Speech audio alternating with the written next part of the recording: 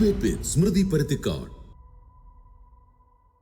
സ്വർണ്ണപ്പാളിയിൽ പാളി തുടങ്ങിയതാണ്. അത് തീർത്ഥാടന കാലത്തേക്ക് നീളുന്നതാണ് കാണുന്നത്. നീണ്ടു അങ്ങനെ ക്യൂ.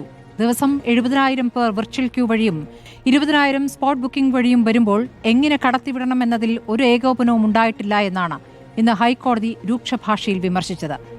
ആളെണ്ണം ഉയർത്തുകയല്ല, എത്തുന്നവർക്ക് ദർശനം സുഗമമാക്കുകയാണ് വേണ്ടതെന്ന് കോടതി വ്യക്തമാക്കിയിട്ടുണ്ടെന്ന്. സ്പോട്ട് ബുക്കിംഗ് 20,000-ൽ നിന്നും 5,000-ആക്കി കുറച്ചിട്ടുമുണ്ട് കോടതി. 6 മാസം മുൻപ് എടുക്കേണ്ട തയ്യാറെടുപ്പുകളാണ് ഒരാഴ്ച കൊണ്ട് തട്ടിക്കൂട്ടിയത്. പമ്പയിലെത്തുന്ന ഒരാൾ പോലും മല കയറാതെ മടങ്ങില്ല എന്ന ദേവസ്വം ബോർഡിന്റെ ഉറപ്പ് പാലിക്കപ്പെടാഞ്ഞതും ഇന്നലെ കണ്ടു. ദർശനം സാധ്യമാകാതെ മാലയൂരി പന്തളത്ത് കെട്ടഴിച്ചു മടങ്ങിയവർ നിരവധിയാണ്. അയ്യപ്പ സംഗമം നടത്തുകയും അയ്യപ്പന്റെ സ്വർണം കൊള്ളയടിക്കുകയും ചെയ്തവർ ഇത്തവണത്തെ തീർത്ഥാടനകാലവും വികലമാക്കിയെന്നാണ് പ്രതിപക്ഷത്തിന്റെ ആരോപണം. ഉന്നയിച്ച രൂക്ഷ വിമർശനങ്ങൾക്ക് വെള്ളിയാഴ്ച ദേവസ്വം ബോർഡ് കോടതിയിൽ മറുപടി നൽകണം. കോടതി കുടഞ്ഞു എന്നതാണ് ചോദ്യം.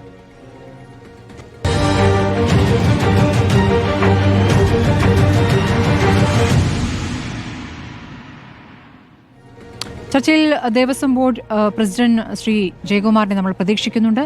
CPM പ്രതിനിധിയായ KS അരുൺകുമാർ, കോൺഗ്രസിൽ നിന്നും VR അനൂപ്, ഹിന്ദു ഐക്യവേദിയുടെ പ്രതിനിധി വത്സൻ തില്ലങ്കേരി, അലക്സാണ്ടർ ജേക്കബ്, മുൻ DGP എന്നിവരാണ് ചർച്ചയിൽ ഉള്ളത്.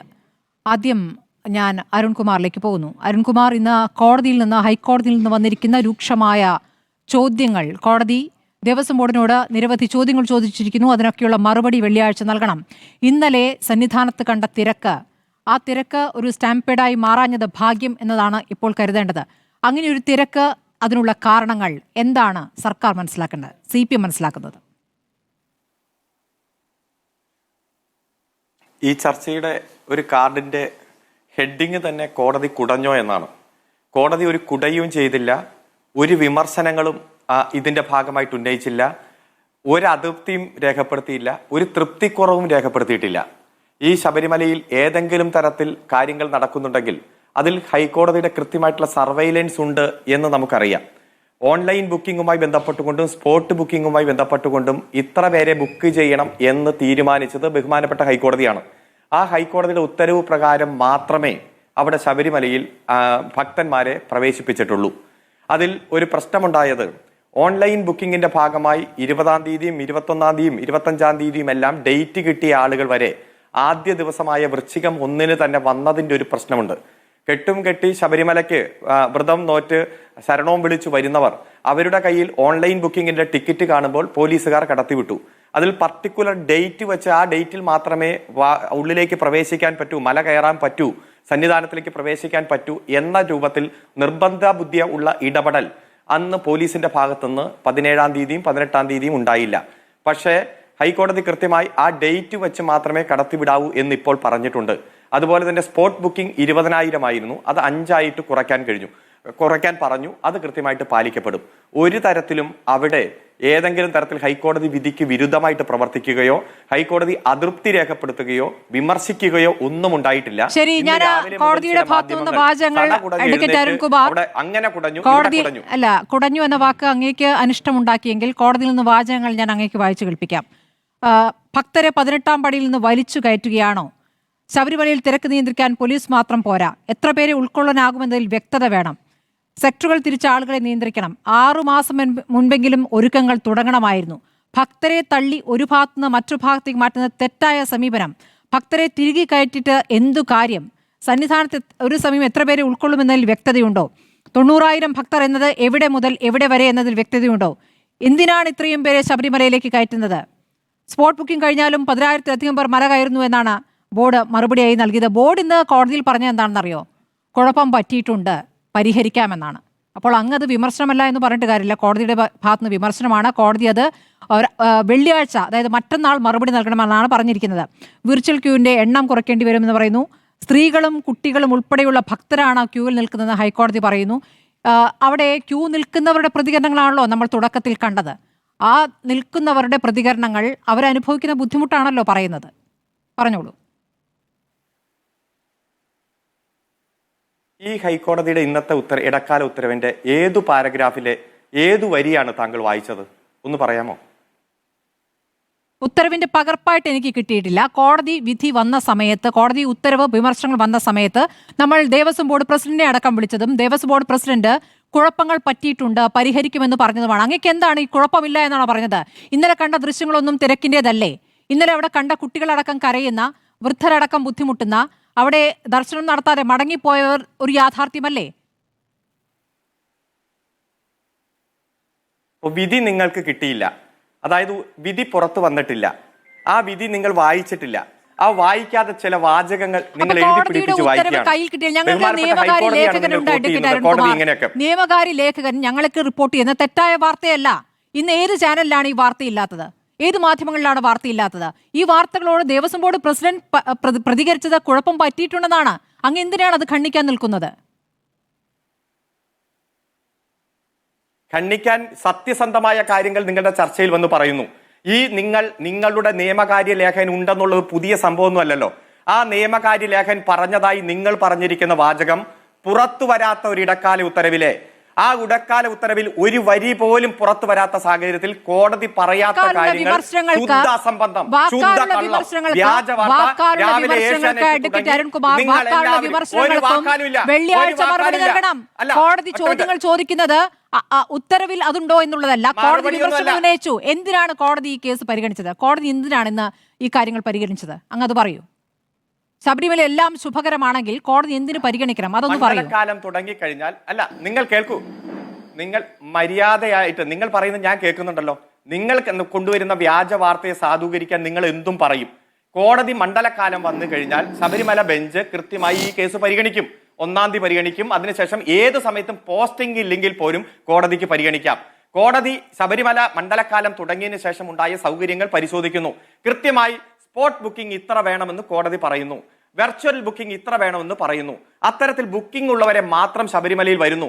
പക്ഷേ മറ്റു ദിവസങ്ങളിൽ ബുക്ക് ചെയ്തവരും കെട്ടി നിറച്ച് ശബരിമലയ്ക്ക് വരുമ്പോൾ അവരും പ്രവേശിക്കുന്ന ഒരു സാഹചര്യം ഉണ്ടായി. പോലീസ് ഇൻഡിവിജ്വലായി പരിശോധിച്ച് നിങ്ങളുടെ വെർച്വൽ ബുക്കിംഗിന്റെ ഡേറ്റ് 25-ാം തീയതിയാണ് അല്ലെങ്കിൽ 22-ാം തീയതിയാണ്, വരാൻ പോകുന്ന ദിവസമാണ്, അതുകൊണ്ട് നിങ്ങൾ പ്രവേശിക്കാൻ പാടില്ല എന്ന് പറഞ്ഞ് തടയുന്ന ഒരു സാഹചര്യം ഉണ്ടായില്ല.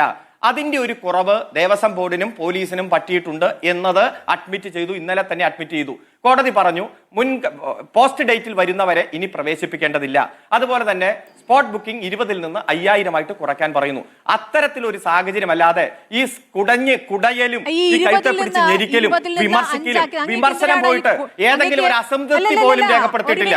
ഒരു മിനിറ്റ് അഡ്വക്കേറ്റ് അരുൺകുമാർ, ഉത്തരവ് പുറത്തിറങ്ങിയിട്ടില്ല. അങ്ങയുടെ അറിവിലേക്കായി വ്യാജ വാർത്തകളാണ് രാവിലെ മുതൽ കൊടുക്കുന്നതെങ്കിൽ വ്യാജ വാർത്തകൾക്കാണ് ദേവസ്വം ബോർഡ് പ്രസിഡന്റ് രാവിലെ മുതൽ പ്രതികരണം നൽകിക്കൊണ്ടിരിക്കുന്നത്. കുഴപ്പം പറ്റിയെന്ന് പറയുന്നത് അത് 2-3 ദിവസം എനിക്ക് തരൂ എന്ന് മാന്യമായ ഭാഷയിൽ അദ്ദേഹം പറയുകയാണ്. അദ്ദേഹം വന്ന് സ്ഥാനമേറ്റെടുത്ത് 5 ദിവസമേ ആയിട്ടുള്ളൂ. അപ്പോൾ അദ്ദേഹം അതിനൊരു പരിഹാരം ഉണ്ടാക്കാൻ ശ്രമിക്കുകയാണ്. 20,000-ൽ നിന്നും 5,000 ആക്കി കുറച്ചാൽ ഒരു കുഴപ്പം അങ്ങേക്ക് തോന്നില്ലല്ലേ? വെറുതെ അങ്ങ് കോടതി പറയുകയാണ് 5,000 ആക്കി കുറയ്ക്കുകയെന്ന്. ഞാൻ അങ്ങയിലേക്ക് വരാം, ബാക്കിയുള്ളവർക്ക് കൂടി പോട്ടെ. അനൂപ്, ഇപ്പോൾ കോടതിയുടേത് കുടയലല്ല, വിമർശനമല്ല, അത് പരാമർശങ്ങൾ മാത്രമാണല്ലോ, ഉത്തരവായിട്ട് പുറത്തു വന്നിട്ടില്ല എന്നുള്ളതുകൊണ്ടാണ് ഇത്ര ധൈര്യത്തോടു കൂടി അഡ്വക്കേറ്റ് അരുൺകുമാർ അതൊരു വിമർശനമല്ല എന്ന രൂപത്തിൽ പറയുന്നത്. കോടതി പിന്നെ എന്തിനാ ഇന്ന് ഇത് പരിഗണിക്കണം? അല്ല, ഈ കുഴപ്പങ്ങൾ സംഭവിച്ചിട്ടുണ്ട് എന്ന് ദേവസ്വം ബോർഡിൻ്റെ പ്രസിഡന്റ് തന്നെ സമ്മതിച്ചാലും അരുൺകുമാർ അത് സമ്മതിക്കില്ല. അദ്ദേഹം അത് സമ്മതിച്ച് തരാനും പോകുന്നില്ല. അപ്പോൾ അദ്ദേഹം അത് സമ്മതിച്ചു തരുമെന്ന് നമ്മൾ പ്രതീക്ഷിക്കുന്നത് ശരിയല്ല. പക്ഷേ യാഥാർത്ഥ്യം എന്താണ് എന്ന് എല്ലാവർക്കും അറിയാം. ഇവിടെ സംഭവിച്ചുകൊണ്ടിരിക്കുന്ന കാര്യങ്ങൾ വളരെ വ്യക്തമാണെന്നേ. ഇപ്പോൾ 10-15 മണിക്കൂർ ആളുകൾ ക്യൂ നിൽക്കുകയാണ്. അവർക്കുള്ള അടിസ്ഥാന സൗകര്യങ്ങൾ പോലും ഇല്ല. ഈ പറയുന്ന പ്രാഥമികമായ സൗകര്യങ്ങൾ ചെയ്യാൻ കുട്ടികൾക്ക്, സ്ത്രീകൾക്ക് ഉൾപ്പെടെയുള്ള സൗകര്യങ്ങളില്ല. ഇവിടെ ഇവർ ആഗോള അയ്യപ്പ സംഗമം നടത്തിയത് എന്ന് പറഞ്ഞാൽ അടിസ്ഥാന സൗകര്യങ്ങളുടെ വികസനം. ഞങ്ങളിത് ശബരിമലയെ ആകമാനം വികസിപ്പിക്കാൻ പോകുന്നു. സത്യത്തിൽ ഇത് ആരുടെ വികസനമാണ് ലക്ഷ്യം വെച്ചത്? ശബരിമലയുടെ അടിസ്ഥാന സൗകര്യ വികസനമല്ല, മറ്റു പല ആളുകളുടെ അടിസ്ഥാന സൗകര്യ വികസനമാണെന്നേ. ആ അയ്യപ്പ സംഗമത്തിൽ ഇവർ വിളിച്ച പ്രത്യേക അതിഥികളായി വന്നിട്ടുള്ള ആളുകളാരാ? ശതകോടീശ്വരന്മാരാ. ഈ ശതകോടീശ്വരന്മാരുടെ ഇൻഫ്രാസ്ട്രക്ചറൽ ഡെവലപ്മെന്റ്, അടിസ്ഥാന സൗകര്യ വികസനത്തിനാണെന്നേ ഇവർ മുൻതൂക്കം കൊടുക്കുന്നത്. അത് ഈ ആഗോള അയ്യപ്പ സംഘവുമായി ബന്ധപ്പെട്ടുണ്ടായ ഒരു പ്രധാനപ്പെട്ട സംഭവ വികാസം ഡെവലപ്മെന്റ് എന്ന് പറയുന്നത് എന്താ? നമുക്കൊരു പുതിയ പദം കിട്ടി, ഭക്തപ്രമുഖർ. ഈ പിണറായി വിജയന്റെ ജനസമ്പർക്ക യാത്രയുമായി ബന്ധപ്പെട്ടിട്ടാണല്ലോ പൗരപ്രമുഖൻ ഉണ്ടായത്. അതുവരെ പൗരനെ ഉണ്ടായിരുന്നുള്ളൂ. കുറച്ച് ആളുകളെ തെരഞ്ഞുപിടിച്ച എല്ലാ സ്ഥലത്തും പൗരപ്രമുഖരെ പിണറായി വിജയൻ സന്ദർശിക്കുന്നത് പോലെ ശബരിമല ഭക്തരിൽ നിന്ന് കുറച്ച് ആളുകളെ വേർതിരിച്ച് ഭക്തപ്രമുഖർ എന്ന് പറഞ്ഞ് കൊണ്ടുവന്ന് അവരുമായി ചർച്ച നടക്കുന്നു, അവർക്ക് പ്രത്യേക പരിഗണനകൾ നടത്തുന്നു, അവരുമായി ഡീലുകൾ ഉണ്ടാക്കാനുള്ള ഒരു അവസരമായി ഇതിന് ഉപയോഗിക്കുന്നു എന്നാണ്. ശബരിമലയുടെ ചൈതന്യം എന്ന് പറയുന്നത് സാധാരണ ജോലിക്ക് പോയി അവർക്ക് കിട്ടുന്ന പൈസ, ഈ പറയുന്ന നിത്യനിദാന ചെലവുകളിൽ നിന്ന് പൈസ എടുത്തു വെച്ച് വർഷത്തിൽ ആ സമ്പാദ്യവുമായി വരുന്ന സാധാരണക്കാരായ ഭക്തരാണെന്നേ. അല്ലാതെ അവിടെ ഏതെങ്കിലും സമ്പന്നന് എന്തെങ്കിലും പ്രത്യേകതയുണ്ട് എന്ന് ശബരിമല അയ്യപ്പൻ പറയുന്നുണ്ടോ? ഇത് അയ്യപ്പന്റെ വികസനമോ ശബരിമല സന്നിധാനത്തിന്റെ വികസനമോ അല്ല, ചില ആളുകളുടെ പ്രത്യേക വികസനവുമായി അവരുടെ ചില പ്രത്യേക താല്പര്യങ്ങളുടെ സംരക്ഷണമാണെന്നാണ് ഇപ്പോൾ പുറത്തു വരുന്ന വാർത്തകൾ നമുക്ക് മനസ്സിലാക്കാൻ കഴിയുന്നത്. വളരെ കൃത്യമാണ്. ചരിത്രത്തിൽ ഇല്ലാത്ത വിധം ശബരിമല തീർത്ഥാടനത്തിന്റെ അടിസ്ഥാന സൗകര്യങ്ങൾ ഉണ്ടാക്കുന്നതിന് സർക്കാർ പരാജയപ്പെട്ടു. അത് അരുൺകുമാർ എത്ര വാദിച്ചാലും സത്യസത്യമായി നിലനിൽക്കുകയാണ്. ഇപ്പോ ഒരു പ്രത്യേക സാഹചര്യത്തിൽ ചിലപ്പോൾ നിയന്ത്രണങ്ങളൊക്കെ തെറ്റിപ്പോകും, ഒരു പ്രത്യേകമായ ആളുകൾ വരുന്നു. പക്ഷേ ഇവിടെ മണ്ഡലകാലം എന്ന് പറയുന്നത് തിരക്കുണ്ടാകുമെന്ന് മുൻകൂട്ടി കണ്ടറിയേണ്ട സംവിധാനം അവിടെ ഉണ്ടാകണ്ടേ? ഒരു മണ്ഡലകാലം അവസാനിച്ചാൽ അടുത്ത മണ്ഡലകാലം തുടങ്ങുന്നവരുള്ള ഒരുക്കങ്ങൾ അവിടെ ആരംഭിക്കേണ്ടതുണ്ട്. അത് ഒരു വർഷം നീണ്ടു നിൽക്കുന്ന പ്രക്രിയയാണ്. മണ്ഡലകാലം വൃശ്ചികം 1 ആരംഭിക്കുന്നു എന്ന് അറിയാത്ത ആളുകളാണോ ശബരിമലയിലുള്ളത്? അപ്പോൾ പ്രശ്നം അതല്ലെന്നേ. ഇവർ ഈ പറയുന്ന അടിസ്ഥാന സൗകര്യങ്ങളുടെ വികസനം, അവിടേക്ക് വരുന്ന ഭക്തരുടെ പ്രാഥമികമായ സൗകര്യങ്ങൾ ഉണ്ടാക്കുക എന്ന് പറയുന്നത് ഇവരുടെ കൺസേൺ അല്ല.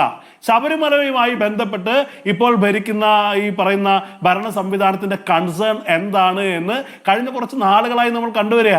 അപ്പൊ അതിനെ ഇവർ മൂടി വയ്ക്കുന്നു. കോടതി സാങ്കേതികത്വത്തിൽ തൂങ്ങി അരുൺകുമാർ എന്ത് പറഞ്ഞാൽ യാഥാർത്ഥ്യം എന്താണ് എന്നുള്ള കാര്യങ്ങൾ വളരെ ബോധ്യമല്ലേ? അതുകൊണ്ടല്ല ദേവസ്വം ബോർഡ് പ്രസിഡന്റ് പറയേണ്ടി വന്നത് ഇവിടെ ശബരിമലയുമായി ബന്ധപ്പെട്ട് ഒന്നും ചെയ്യാൻ ഈ സർക്കാർ സംവിധാനത്തിൽ കഴിഞ്ഞിട്ടില്ല. ദേവസ്വം ബോർഡ് പ്രസിഡന്റ് തന്നെ കാര്യങ്ങൾ വ്യക്തമായി പറയുന്നു. പിന്നെ അദ്ദേഹം പറയുന്നത് എന്താ?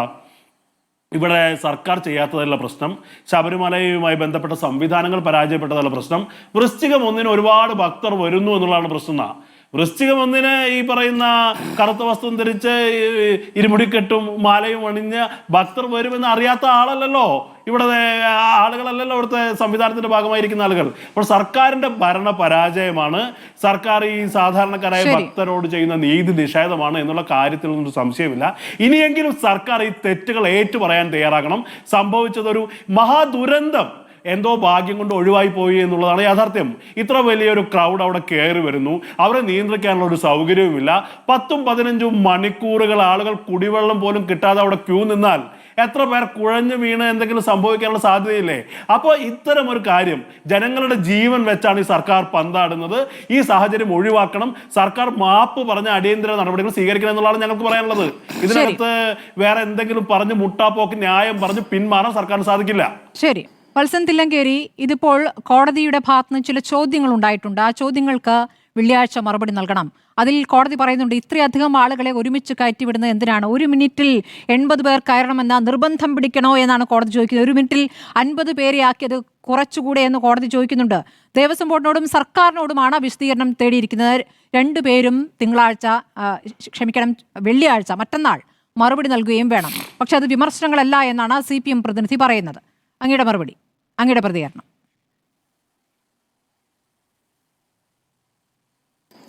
ഇതില് നമ്മൾ തർക്കത്തിന് വേണ്ടി തർക്കിച്ചതുകൊണ്ടോ വാദവും വിവാദവും ഉണ്ടാക്കിയതുകൊണ്ടോ കാര്യമില്ല. ഒരു കാര്യം ബഹുമാനപ്പെട്ട അരുൺകുമാറും മനസ്സിലാക്കുന്നത് നല്ലതാണ്. നമ്മുടെ ഈ രാജ്യത്ത് ശബരിമലയെ പോലെയോ ശബരിമലയേക്കാൾ വളരെ കൂടുതലോ ആളുകൾ ദർശനം നടത്തുന്ന, ഒരു ദിവസം തന്നെ ദർശനത്തിന് വരുന്ന ഏതാണ്ട് 10-50-ലധികം ക്ഷേത്രങ്ങളുണ്ട്. ശരിയാണ്, ശബരിമലക്ക് ചില സവിശേഷതകളുണ്ട്. അതൊരു കാനന ക്ഷേത്രമാണ്, എല്ലാ ദിവസവും നട തുറക്കുന്ന ഒരു ക്ഷേത്രമല്ല. അങ്ങനെയുള്ള ചില സവിശേഷതകൾ ശബരിമലക്കുണ്ട് എന്നുള്ളത് ശരിയാണ്. പക്ഷേ ഇതിനേക്കാളും കൂടുതൽ ആളുകൾ, ലക്ഷക്കണക്കിന് ആളുകൾ ഒരു ദിവസം തന്നെ ദർശനത്തിൽ വന്ന ക്ഷേത്രങ്ങൾ ധാരാളമായി വേറെയുണ്ട്. അവിടെ വിവാദങ്ങൾ ഉണ്ടാകുന്നില്ല. അവിടെ ആ ക്ഷേത്രങ്ങളെ കേന്ദ്രീകരിച്ചുകൊണ്ട് ഇങ്ങനെ ചർച്ചകൾ നടക്കാറില്ല. അവിടെ കാര്യങ്ങളൊക്കെ സ്മൂത്തായി നടന്നു പോവുകയാണ്. അപ്പോൾ എന്തുകൊണ്ടാണ് ശബരിമലയിൽ ഇതുപോലെ എല്ലാ മണ്ഡലകാലം ആരംഭിക്കുന്ന സമയത്തും മകരവിളക്ക് സമയത്തും ചർച്ചകൾ നടത്തേണ്ടി വരുന്നത് എന്നുള്ളത് അത് കേവലം രാഷ്ട്രീയമായ ഉദ്ദേശം വെച്ച് മാത്രമാണ്, ദുഷ്ടലാക്കോടുകൂടിയാണ് എന്ന് ആരോപിക്കാം. പക്ഷേ അവിടെ പോയി വരുന്ന ലക്ഷക്കണക്കിന് ആളുകൾ, അവരുടെ അനുഭവമാണ്, അവരുടെ ദുരിതങ്ങളാണ് ഇത്തരം ചർച്ചകൾക്ക്, അവർ ലോകത്തോട് വിളിച്ചു പറയുന്ന കാര്യങ്ങളാണ്, അത് ഏറ്റുപറയുന്ന, അത് ലോകത്തെ അറിയിക്കുന്ന മാധ്യമങ്ങളുടെ റിപ്പോർട്ടിങ്ങുകളാണ്, നേരിട്ട് കണ്ടുള്ള കാര്യങ്ങളാണ് ഇത്തരം ചർച്ചകൾക്കിടയാക്കുന്നത്. ആ ചർച്ചകൾ കഴിഞ്ഞ മകരവിളക്കിന്റെ സമയത്ത് ഏറ്റവും അവസാനമൊക്കെ വരുന്ന സമയത്ത് ഇങ്ങനെയുള്ള ചർച്ചകൾ വ്യാപകമായി ഉണ്ടായിരുന്നില്ല. അപ്പോൾ അതുകൊണ്ട് ആ സമയത്ത് കാര്യങ്ങൾ ഒരുവിധം ഭംഗിയായി നടന്നുപോയി എന്നുള്ളതുകൊണ്ട് തന്നെയാണ് നടന്നത് തന്നെ അംഗീകരിക്കണമല്ലോ. ആ സമയത്ത് ചർച്ചകൾ ഉണ്ടായിരുന്നില്ല. ഇപ്പോൾ ഇതുപോലുള്ള കാര്യങ്ങൾ ഉണ്ടായത് എന്തുകൊണ്ട് എന്നുള്ളത് അത് ശരിയായ രീതിയിൽ ചിന്തിച്ചുകൊണ്ട് പരിഹാരം ഉണ്ടാക്കാൻ വേണ്ടിയാണ് ഉത്തരവാദപ്പെട്ടവരും അവരെ ന്യായീകരിക്കാൻ വേണ്ടി വരുന്നവരും ശ്രദ്ധിക്കേണ്ടതെന്നാണ് പറയാനുള്ള ഒരു കാര്യം. രണ്ടാമത്, ഇപ്പോൾ കോടതിയുടെ ഇടപെടൽ പറയുന്നു. എന്തുകൊണ്ടാണ് കോടതി ഇടപെടുന്നത്? ഇവിടെ സർക്കാരിന്റെ ദേവസ്വം ബോർഡിനെ നിയന്ത്രിക്കാൻ ദേവസ്വം ബോർഡാണ് ശബരിമലയെ നിയന്ത്രിക്കുന്നത്. അതിനുപരിയായി ഒരു ഹൈക്കോടതി എങ്ങനെയാണ് വന്നത്? കേരളത്തിൽ ധാരാളം ക്ഷേത്രങ്ങൾ വേറെ ഉണ്ടല്ലോ. പക്ഷെ ശബരിമലയെക്കുറിച്ച് മാത്രം, ശബരിമലയ്ക്ക് വേണ്ടി മാത്രം എന്ന് പറഞ്ഞതുപോലെ ഒരു ദേവസ്വം ബെഞ്ച് വരികയാണ്. അവിടെ ഏത് കാര്യം നടക്കണമെങ്കിലും ഹൈക്കോടതിയുടെ അനുമതി വേണം എന്നൊരു സാഹചര്യം ഉണ്ടാവുകയാണ്. എങ്ങനെയാണ് ഈ സാഹചര്യം ഉണ്ടായത്? ഈ സാഹചര്യം ഉണ്ടായത് ഇവിടെ കാലാകാലങ്ങളിൽ ഭരിച്ച ഗവൺമെന്റുകൾ നിയോഗിച്ച ദേവസ്വം ബോർഡുകൾ നടത്തിയ തെറ്റായ ഭരണവും അവരുടെ കെടുകാര്യസ്ഥതയും അവരുടെ അഴിമതിയും അതൊക്കെയാണ് കോടതിയുടെ നിരന്തരമായ ഇടപെടലിന് ഇടയാക്കിയത് എന്നൊരു യാഥാർത്ഥ്യമുണ്ട്. മറ്റു ക്ഷേത്രങ്ങളിൽ അങ്ങനെ ഇല്ലല്ലോ. അപ്പോൾ അത് ഇതിന്റെ ഭരണകർത്താക്കളായി വന്ന ആളുകളുടെ തെറ്റായ നീക്കങ്ങളും നടപടികളുമാണ് കോടതിയുടെ ഇടപെടലിന് ഇടയാക്കിയത്. കോടതിയുടെ ഇടപെടൽ എല്ലാ കാര്യത്തിലും കോടതി ഇടപെടുക, അതിനെക്കുറിച്ച് കോടതി അഭിപ്രായം പറയുക, കോടതിയുടെ നിർദ്ദേശമില്ലാതെ ഒരു കാര്യം ചെയ്യാൻ പറ്റാത്ത സാഹചര്യം ഒരു ക്ഷേത്രത്തിന് വരിക എന്ന് പറയുന്നത് അത് അഭംഗിയാണ്. അതിനെ എല്ലാവർക്കും ന്യായീകരിക്കാനൊന്നും സാധ്യമല്ല. പക്ഷെ അത് അനിവാര്യമായിരിക്കുന്നു. അപ്പൊ അങ്ങനെ വരുന്ന സമയത്ത് കോടതി ചില ചോദ്യങ്ങൾ ചോദിക്കുന്നു. ആ കോടതി ചോദ്യങ്ങൾ ചോദിക്കാനിടയായത് എന്താണ്? കോടതി നിയോഗിച്ച അഥവാ കോടതിയോട് ഉത്തരം പറയേണ്ടുന്ന ഉദ്യോഗസ്ഥന്മാർ ശബരിമലയിലുണ്ടല്ലോ. അവിടെ സ്പെഷ്യൽ കമ്മീഷനുണ്ട്. അദ്ദേഹം ശബരിമലയെ സംബന്ധിച്ചിടത്തോളം അദ്ദേഹം ഒരു ഡിസ്ട്രിക്ട് ജഡ്ജാണ്. അദ്ദേഹം അവിടെ തന്നെ ഉണ്ട്. അവിടുത്തെ കാര്യങ്ങൾ നിരീക്ഷിക്കാനും കോടതി അറിയിക്കാനും വേണ്ടി ഒരു ഉദ്യോഗസ്ഥനുണ്ട്. സ്വാഭാവികമായിട്ടും അവിടുത്തെ കാര്യങ്ങൾ ഹൈക്കോടതിയിലെത്തും. ഇപ്പോൾ ഇന്നലത്തെ കാര്യങ്ങൾ, ഇന്നത്തെ കാലഘട്ടത്തിൽ പൊതുവായി വരുന്ന കാര്യങ്ങൾ പോലും കോടതി ശ്രദ്ധിക്കും. കോടതി കണ്ണും ചെവിയില്ലാതെ അങ്ങനെ അടച്ചുപൂട്ടിയിരിക്കുന്നല്ല. അപ്പൊ അങ്ങനെ വരുന്ന സമയത്ത് ഭക്തന്മാരുടെ പ്രശ്നങ്ങൾ, ഭക്തന്മാരുടെ വിലാപങ്ങൾ, അവരുടെ കഷ്ടപ്പാടുകൾ, ദുരിതങ്ങൾ, അത്തരം കാര്യങ്ങളൊക്കെ വരുന്ന സമയത്ത് ഈ നിലയിലുള്ള ചോദ്യങ്ങൾ കോടതി ചോദിക്കുന്നു എന്ന് പോലീസ് വിന്യാസം വേണ്ട വിധത്തിലില്ല എന്നൊരു വിമർശനം ഉയരുമ്പോൾ കേന്ദ്രസേന സമയത്തിന് എത്തിയില്ല എന്നൊരു കാര്യം കൂടിയുണ്ട്. അതുകൂടിയാണ് തിരക്ക് നിയന്ത്രിക്കുന്നതിൽ ഒരു തടസ്സമായിട്ടുള്ളത്. അതിനോടുള്ള അങ്ങയുടെ പ്രതികരണം? കേന്ദ്രസേനയെ എപ്പോഴാണ് അറിയിച്ചത്, വിളിച്ചത് എന്നുള്ളത് കൂടി ബന്ധപ്പെട്ട ആളുകൾ പറയണം. ഞാൻ മനസ്സിലാക്കിയത് ഈ അടുത്ത ദിവസങ്ങളിൽ 1-2 ദിവസത്തിനുള്ളിലാണ് കേന്ദ്രസേനയെ വിളിച്ചത് എന്നാണ്. അല്ലാതെ നേരത്തെ തന്നെ അവർക്ക് അറിയിപ്പ് കൊടുത്ത് അവര് വരാൻ താമസിച്ചതല്ല, അവരെ വിളിക്കാൻ താമസിച്ചതാണ് അവരെത്താൻ വൈകാൻ കാരണം എന്നുള്ളതാണ്. ഞാൻ ശബരിമലയിൽ ഉണ്ടായിരുന്നു, ഇന്നലെ മുതൽ ഉണ്ടായിരുന്നു, ഇന്നിപ്പോൾ ഇറങ്ങിയതേ ഉള്ളൂ. അപ്പോൾ അവിടെ എല്ലാവരുമായിട്ട് സംസാരിച്ചിട്ടുണ്ട്. ആ സംസാരിച്ചതിൽ നിന്ന് എനിക്ക് മനസ്സിലാക്കിയ കാര്യം, കേന്ദ്രസേന ബോധപൂർവ്വം ഇവിടെ കുഴപ്പമുണ്ടായിക്കോട്ടെ, തിരക്കുണ്ടായിക്കോട്ടെ, എന്നിട്ട് ഞങ്ങൾക്ക് അവിടെ പോയി ശാന്തമാക്കാം എന്ന് വിചാരിച്ചിട്ടല്ല, സമയത്തിന് കാര്യങ്ങൾ അറിയിക്കാത്തതാണ് പ്രശ്നം എന്നുള്ളതാണ് ഒരു കാര്യം. അതിനിടയാക്കിയത് എന്തായിരിക്കും? ഒരു കാര്യം ഞാനിപ്പോൾ പറയാം. ഇപ്പോൾ ശബരിമലയിൽ സ്വർണ്ണക്കൊള്ളയുണ്ടായി, അതുമായി ബന്ധപ്പെട്ട നിരന്തരമായ ചർച്ചകളും പ്രശ്നങ്ങളും ഉണ്ടാക്കിയ ഒരു സ്തംഭനാവസ്ഥയുണ്ടായി എന്നുള്ളത് ശരി. പക്ഷെ ഒരു കാര്യമുള്ളത്, അത് എല്ലാവരും ചിന്തിക്കേണ്ടുന്ന ഒരു കാര്യമാണ്. ഈ കഴിഞ്ഞ ദേവസ്വം ബോർഡ്, ആ ദേവസ്വം ബോർഡ് കാലാവധി കഴിഞ്ഞാലും തുടരും എന്നൊരു പ്രചരണം നേരത്തെ ഉണ്ടായിരുന്നു. തുടരുമെന്ന് അവർ കരുതിയിരിക്കാം. പക്ഷെ ഈ സമയത്ത് വന്ന സ്വർണ്ണക്കൊള്ള അതുപോലുള്ള കാര്യങ്ങൾ അവരെ ഒരു തരത്തിലും ആ സ്ഥാനത്ത് ഇരുത്താൻ പറ്റില്ല എന്ന് പൊതുസമൂഹം ഉൾപ്പെടെ എല്ലാവരുടെയും ഒരു വിലയിരുത്തലിന്റെയും അഭിപ്രായങ്ങളുടെയും അടിസ്ഥാനത്തിൽ, പൊതുജനാഭിപ്രായത്തിന്റെ അടിസ്ഥാനത്തിൽ അവർക്ക് കാലാവധി നീട്ടിക്കൊടുത്തില്ല.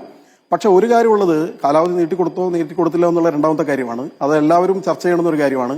ഒരു ദേവസ്വം ബോർഡിന്റെ കാലാവധി അവസാനിക്കുന്നത് നവംബർ മാസം 12-ാം തീയതിയാണ്, 12-13 അപ്പോൾ നവംബർ 13-ാം തീയതി കാലാവധി അവസാനിക്കുമ്പോൾ സ്വാഭാവികമായി വൃശ്ചിക 1-ന് നട തുറക്കുമ്പോൾ തലേന്ന് സംക്രമത്തിന് നട തുറക്കുക എന്ന് പറയുമ്പോൾ 16-നോ 17-നോ നട തുറക്കും. ഈ പ്രാവശ്യം 17-ാം തീയതി ആണ് നട തുറക്കുന്നത്. അപ്പോൾ 2 വർഷം കാലാവധി കഴിഞ്ഞിട്ട് പുതിയൊരു ദേവസ്വം ബോർഡ് വന്നാൽ ആ ദേവസ്വം ബോർഡ് പ്രസിഡന്റ് അധികാരം ഏറ്റെടുത്തു കഴിഞ്ഞാൽ ദേവസ്വം ബോർഡ് തുടർച്ചയാണെന്നുള്ളത് ശരി. പക്ഷേ എങ്കിൽ പോലും നേരത്തെയുള്ള പ്രസിഡന്റിന് അവരുടെ കാലാവധി കഴിയുന്ന സമയത്ത് അവർ സ്വാഭാവികമായി കാര്യങ്ങളൊന്നും ഇടപെടുന്നില്ല. അവര് വേണ്ട ആസൂത്രണങ്ങൾ ചെയ്യുന്നില്ല. അവര് അടിയന്തരമായി നടത്തേണ്ടുന്ന കാര്യങ്ങളൊന്നും ചെയ്യാത്തതിന്റെ പ്രശ്നം ഇതിലുണ്ട് എന്ന് ഇപ്പോൾ ചുമതലയേറ്റ ദേവസ്വം ബോർഡ് പ്രസിഡന്റ് നേരത്തെ ഉള്ള ആസൂത്രണത്തിന്റെ കുറവാണ് ഇപ്പോൾ പ്രശ്നം ഉണ്ടായതെന്ന് അദ്ദേഹം തന്നെ പറഞ്ഞല്ലോ. അപ്പോൾ സ്വാഭാവികമായിട്ടും ഈ ഒരു 5 ദിവസം കൊണ്ട് വന്ന ഒരു പുതിയ പ്രസിഡന്റിന് ചെയ്യാൻ കഴിയില്ല എന്നുള്ളത് നമുക്ക് എല്ലാവർക്കും അറിയാവുന്നതാണ്. അതിനെന്ത് പരിഹാരം ഉണ്ടാകണം? അത് നേരത്തെ ആക്കാൻ പറ്റുമോ, അല്ലെ 6 മാസം നീട്ടിക്കൊടുത്തിട്ടോ? ഈ പ്രശ്നങ്ങൾ എല്ലാ വർഷവും ഓരോ 2 വർഷം കൂടും ആവർത്തിക്കും എന്നുള്ളത് വളരെ കാര്യം ശരിയാണ്. അത് നമ്മളുടെ അനുഭവത്തിൽ വരികയാണ്. അപ്പോൾ ഒരു കാര്യം കൂടി സൂചിപ്പിക്കുകയാണ്, ഇതൊന്നും ഈ പറയുന്ന കോടതിയുടെ ദർശനത്തിന്റെ കാര്യം മാത്രമല്ല. അവിടെ ആയിരക്കണക്കിന് വർഷമായി ശബരിമല ക്ഷേത്രമുണ്ട്. ഏതായാലും നമ്മുടെ ഓർമ്മയിൽ എന്തായാലും 100 കൊല്ലമായിട്ട്, അല്ലെങ്കിൽ 50 കൊല്ലമായിട്ട്, അല്ലെങ്കിൽ 40 കൊല്ലമായിട്ട്, 25 കൊല്ലമായിട്ട് നമ്മളിത് കാണുകയും കേൾക്കുകയും ചെയ്യുന്നുണ്ട്. അവിടെ സ്പോട്ട് ബുക്കിംഗ് ഉണ്ടായിരുന്നില്ല, അവിടെ ഇതുപോലെ വെർച്വൽ ക്യൂ ഉണ്ടായിരുന്നില്ല. അവിടെ ലക്ഷക്കണക്കിന് ഭക്തന്മാർ വന്നിരുന്നു. അവർ ശാന്തരമായി സുഖദർശനം നടത്തിക്കൊണ്ട് അവർ തിരിച്ചു പോയൊരു സാഹചര്യം ഉണ്ടായിരുന്നു. ഇപ്പോൾ നേരത്തെ തന്നെ വിവരം കിട്ടിയാണ് എത്ര പേരാണ് ഒരു ദിവസം വരിക എന്നുള്ളത്. വെർച്വൽ ക്യൂ ബുക്കിങ്ങിലൂടെ ഒരു മാസം മുമ്പ് വിവരം കിട്ടിയാണ്. ഡിസംബർ 18 എത്ര പേര് വരും, ഡിസംബർ 19 എത്ര പേര് വരും എന്ന് നേരത്തെ തന്നെ കിട്ടും. അങ്ങനെ കിട്ടുന്നവർക്ക് വേണ്ടിയുള്ള സൗകര്യങ്ങൾ ഒരുക്കിയിട്ടുണ്ടോ എന്നുള്ളതാണ് ചോദ്യം. നിലയ്ക്കലുണ്ടോ, പമ്പയിലുണ്ടോ, സന്നിധാനത്തുണ്ടോ, കുടിവെള്ളം കൊടുക്കാൻ സൗകര്യമുണ്ടോ, അവർക്ക് പ്രാഥമിക സൗകര്യങ്ങൾ നിർവഹിക്കാനുള്ള സൗകര്യമുണ്ടോ? ഇതൊന്നും ഇല്ല എന്നുള്ളതാണ് യാഥാർത്ഥ്യം. 50,000 ആൾ വന്നാൽ പോലുമുള്ള സൗകര്യമില്ല. ഇനി കോടതി പറയുന്ന പോലെ 25,000 ആക്കിയാലും അവർക്കുള്ള സൗകര്യവും സന്നിധാനത്തില്ലെങ്കിൽ പിന്നെ എന്തിനാണ് ഒരു ദേവസ്വം ബോർഡ്, പിന്നെ എന്തിനാണ് ഇത്ര ഒരു ഭരണം എന്നുള്ളതാണ് ചോദ്യം. ശ്രീ അലക്സാണ്ടർ ജേക്കബ്, ഇപ്പോൾ അവിടുത്തെ പോലീസ് സംവിധാനം പ്രവർത്തിക്കുന്നുണ്ട്, അവിടെ പ്രത്യേക നിയന്ത്രണമൊക്കെ കൃത്യമായി നടത്തുന്നുണ്ട് എന്ന രൂപത്തിലുള്ള ഒരു വാദം എത്രത്തോളം ശരിയാണ്? ആ നിയന്ത്രണം കൃത്യമായി അല്ലാത്തതുകൊണ്ടാണല്ലോ ആളുകൾ ബുദ്ധിമുട്ടുന്നത്. അവിടെ 80 പേരെ ഒരു മിനിറ്റിൽ കടത്തിവിടുക എന്നുള്ളത് അത് ശരിയായ രീതിയാണെന്ന് കോടതി പോലും ചോദിക്കുകയാണ്. അത്ര വേഗത്തിൽ കടത്തിവിട്ടാലേ ബാക്കിയുള്ളവരെ പിന്നീട് വിടാൻ പറ്റുകയുള്ളൂ. അപ്പോൾ അതൊരു വേഗത്തിലുള്ള നടപടിയായി ദർശനം നടത്തുക എന്നുള്ളതല്ല. കോടതി പറഞ്ഞത് എണ്ണമല്ല നോക്കേണ്ടത്, അവിടെ എത്തുന്ന ഭക്തർക്ക് സുഗമമായി ദർശനം നടത്താനുള്ള സൗകര്യം ഒരുക്കുന്നുണ്ടോ എന്നതിലാണ് പ്രാധാന്യം കൊടുക്കേണ്ടത് എന്നുള്ളതാണ്. എന്തുകൊണ്ടാണ് ഈ എണ്ണക്കണക്കിൽ സർക്കാരും ദേവസ്വം ബോർഡ് ഒരു പ്രധാന ശ്രദ്ധ കൊടുക്കുന്നത്?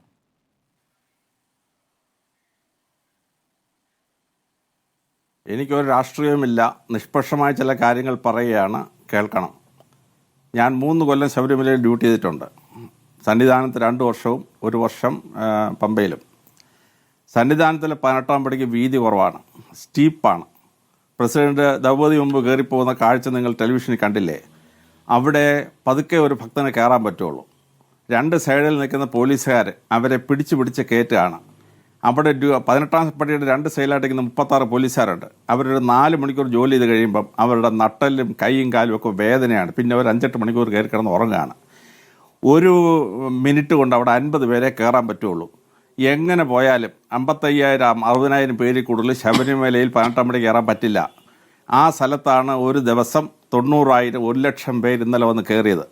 ആ 1 ലക്ഷം പേര് വന്നിട്ടും ഒരു സംഭവം ഉണ്ടാവാതെ ആ സംഭവം മാനേജ് ചെയ്തത് പോലീസിൻ്റെ സുത്രഹ്യമായ കഴിവാണ്. ശ്രീജിത്ത് ആ ശബരിമല പല വർഷം ജോലി ചെയ്തിട്ടുണ്ട്. അദ്ദേഹം വളരെ എഫിഷ്യൻ്റായിട്ട് ജോലി ചെയ്തുകൊണ്ടാണ് അവിടെ ഒരു സ്റ്റാമ്പ് ഉണ്ടാവാതെ ആരും മരിക്കാതെ രക്ഷപ്പെട്ടത്. ഇത് വളരെ ഭംഗിയായിട്ട് മനസ്സിലാക്കണം. അപ്പോൾ 50,000 പേരെ ഒരു ദിവസം കയറ്റി വിട്ടാൽ 60 ദിവസത്തെ ശബരിമല പീരീഡ് കഴിയുമ്പോൾ ഒരു വർഷം 30 ലക്ഷം പേരെ മല കയറാൻ പറ്റുള്ളൂ. എന്നാൽ കഴിഞ്ഞ ഒരു വർഷം 1.25 കോടി ആളുകളോടെ വന്നു. അപ്പോൾ 50 പേരെ മാത്രം കയറ്റിവിട്ടാൽ മതിയെന്ന് ഹൈക്കോടതി പറയുന്നങ്ങ് സ്വീകരിച്ചാൽ ഈ 30 ലക്ഷം പേര് ശബരിമല കയറിയിട്ട് ബാക്കി 90 ലക്ഷം പേര് എന്ത് ചെയ്യണം? അവർ ശബരിമലയ്ക്ക് വരണ്ട എന്ന് പറയാൻ പറ്റുമോ? വരണ്ടെന്ന് പറയാൻ പറ്റിയല്ല.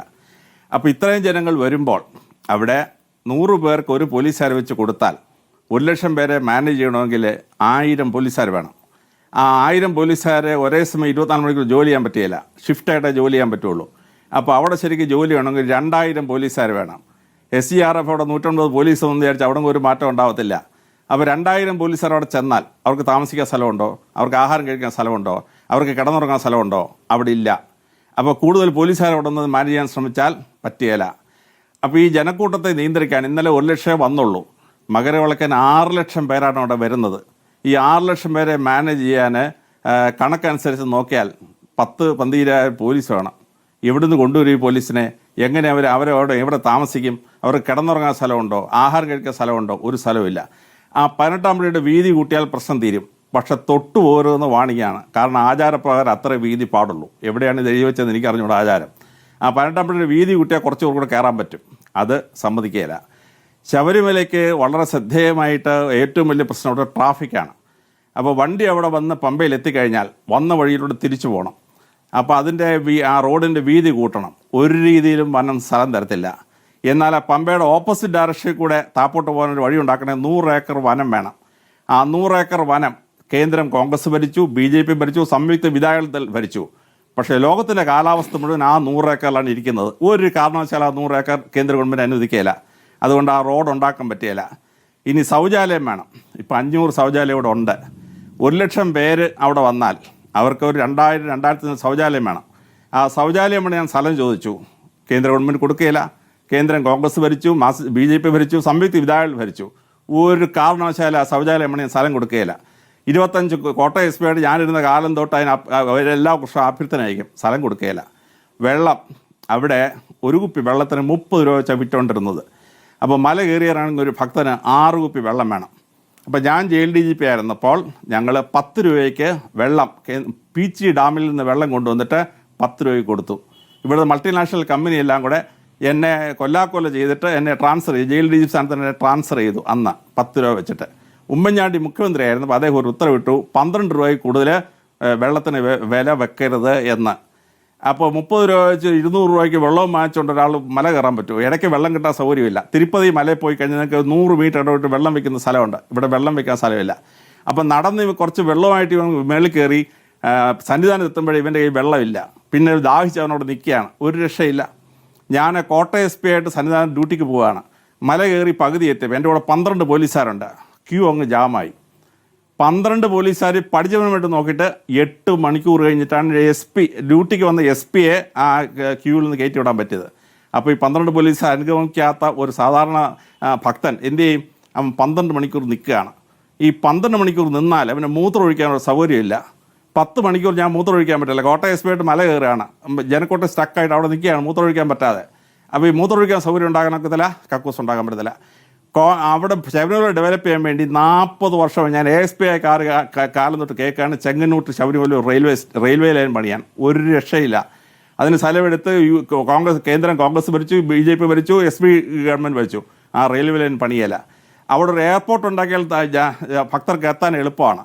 ആറന്മുള എയർപോർട്ട് ഉണ്ടാക്കാൻ നോക്കി, അതിനെതിരെ സമരം ചെയ്ത് ആ എയർപോർട്ട് പൂടിച്ചു. കണ്ണൂർ മൃദംഗശൈലീശ്വര ക്ഷേത്രം ഉണ്ടായിരുന്നു. അവിടെ പോകണമെങ്കിൽ റെയിൽവേ സ്റ്റേഷനിൽ 45 കിലോമീറ്റർ പോകണം. പക്ഷേ കണ്ണൂർ എയർപോർട്ട് ഒരു 7 കിലോമീറ്റർ അടുത്തിപ്പോൾ വന്നു. ഇപ്പോൾ മൃദംഗശൈലീശ്വര ക്ഷേത്രം മലബാർ ദിവസത്തെ ഏറ്റവും വരുമാനം കിട്ടുന്ന ക്ഷേത്രമാണ്. 1 കോടി രൂപ മിച്ചമാണ് ആ ക്ഷേത്രത്തിന്. ഒരു എയർപോർട്ട് വന്നു കഴിഞ്ഞാൽ വലിയ രക്ഷയാണ്. ഇന്ദിരാഗാന്ധി പ്രധാനമന്ത്രിയായിരുന്നു. ഇന്ദിരാഗാന്ധിക്ക് ശബരിമല വിസിറ്റ് ചെയ്യണമെന്ന് തോന്നി. ഒരു ഹെലിപ്പാഡ് ഉണ്ടാക്കാൻ നമ്മൾ സമ്മതിച്ചില്ല. ഇന്ദിരാഗാന്ധി പ്രധാനമന്ത്രിയാണ്. ആ പ്രധാനമന്ത്രിക്ക് കേരളം കോൺഗ്രസ് ഭരിക്കുകയാണ്. ഹെലിപ്പാഡ് ഉണ്ടാക്കാൻ സമ്മതിച്ചില്ല. അവസാനം എന്ത് പറ്റി? ശബരിമല കയറാതെ ഇന്ദിരാഗാന്ധി ഭരിച്ചു. ഇന്ദിരാഗാന്ധി ശബരിമലയിൽ വന്നിങ്ങനെ ശബരിമലയിൽ കിട്ടുന്ന അഡ്വർടൈസ്മെൻറ്റ് എന്തായിരുന്നു എന്ന് ആളുകൾ ചിന്തിച്ചിട്ടുണ്ടോ? ഇല്ല. ഇപ്പം പ്രിയങ്കരിയായ ദ്രൗപദി മുർമു പ്രസിഡന്റ് അവിടെ വന്നു. ശബരിമലയ്ക്ക് ലോകം മുഴുവൻ പ്രസിദ്ധി ഉണ്ടാക്കാൻ പറ്റിയ ഒരു സംഭവമായിരുന്നു. പക്ഷേ എന്ത് പറ്റി? ഹെലിപ്പാഡ് ഉണ്ടാക്കിയില്ല. ദ്രൗപദി മുർമു പ്രസിഡന്റിൻ്റെ ഹെലികോപ്റ്റർ ഇറങ്ങി അവിടെ അങ്ങ് പൊതഞ്ഞു വീല്. അത് ലോകം മുഴുവൻ പബ്ലിസിറ്റിയായി. ശബരിമലയ്ക്ക് നല്ല പബ്ലിസിറ്റി കിട്ടുന്നതിന് പകരം കിട്ടിയത് ചീത്ത പബ്ലിസിറ്റിയാണ്. വലിയ വലിയ സ്ഥലങ്ങളിൽ റോപ്പേ ഉണ്ടാക്കും. ചടയമംഗലത്ത് ജഡായുമംഗലം പാറയുണ്ട്. ആ പാറ 1100 അടി പൊക്കമാണ്, കയറാൻ പ്രയാസം. പക്ഷേ റോപ്പേ വന്നു. റോപ്പേ വന്നപ്പോൾ 300 രൂപ കൊടുത്തിട്ട് ആളുകൾ കയറി അങ്ങ് ജഡായിട്ട് അവിടെ ചെല്ലും. ഒരു റോപ്പേ ശബരിമല ഉണ്ടാക്കാൻ നോക്കി. ഈ കൺഫ്യൂഷൻ പകുതി പോകും. ഒരു കാരണവശാലും റോപ്പേ ഉണ്ടാകാൻ സമ്മതിക്കില്ല. അതിനെതിരെ സമരമാണ്. ഹെലിപ്പാഡ് ഉണ്ടാക്കത്തില്ല, റോപ്പേ ഉണ്ടാക്കാൻ സമ്മതിക്കില്ല. ഒരു രക്ഷയില്ല. ഇനി ഭക്തർ കയറിപ്പോകുമ്പോൾ അവരെ ഇടയ്ക്ക് കൺട്രോൾ ചെയ്യണമെങ്കിൽ ഒരു ബാരിക്കേഡ് വെക്കണം. ഈ ബാരിക്കേഡ് ഭക്തർ ജമ്പ് ചെയ്യുകയാണ്.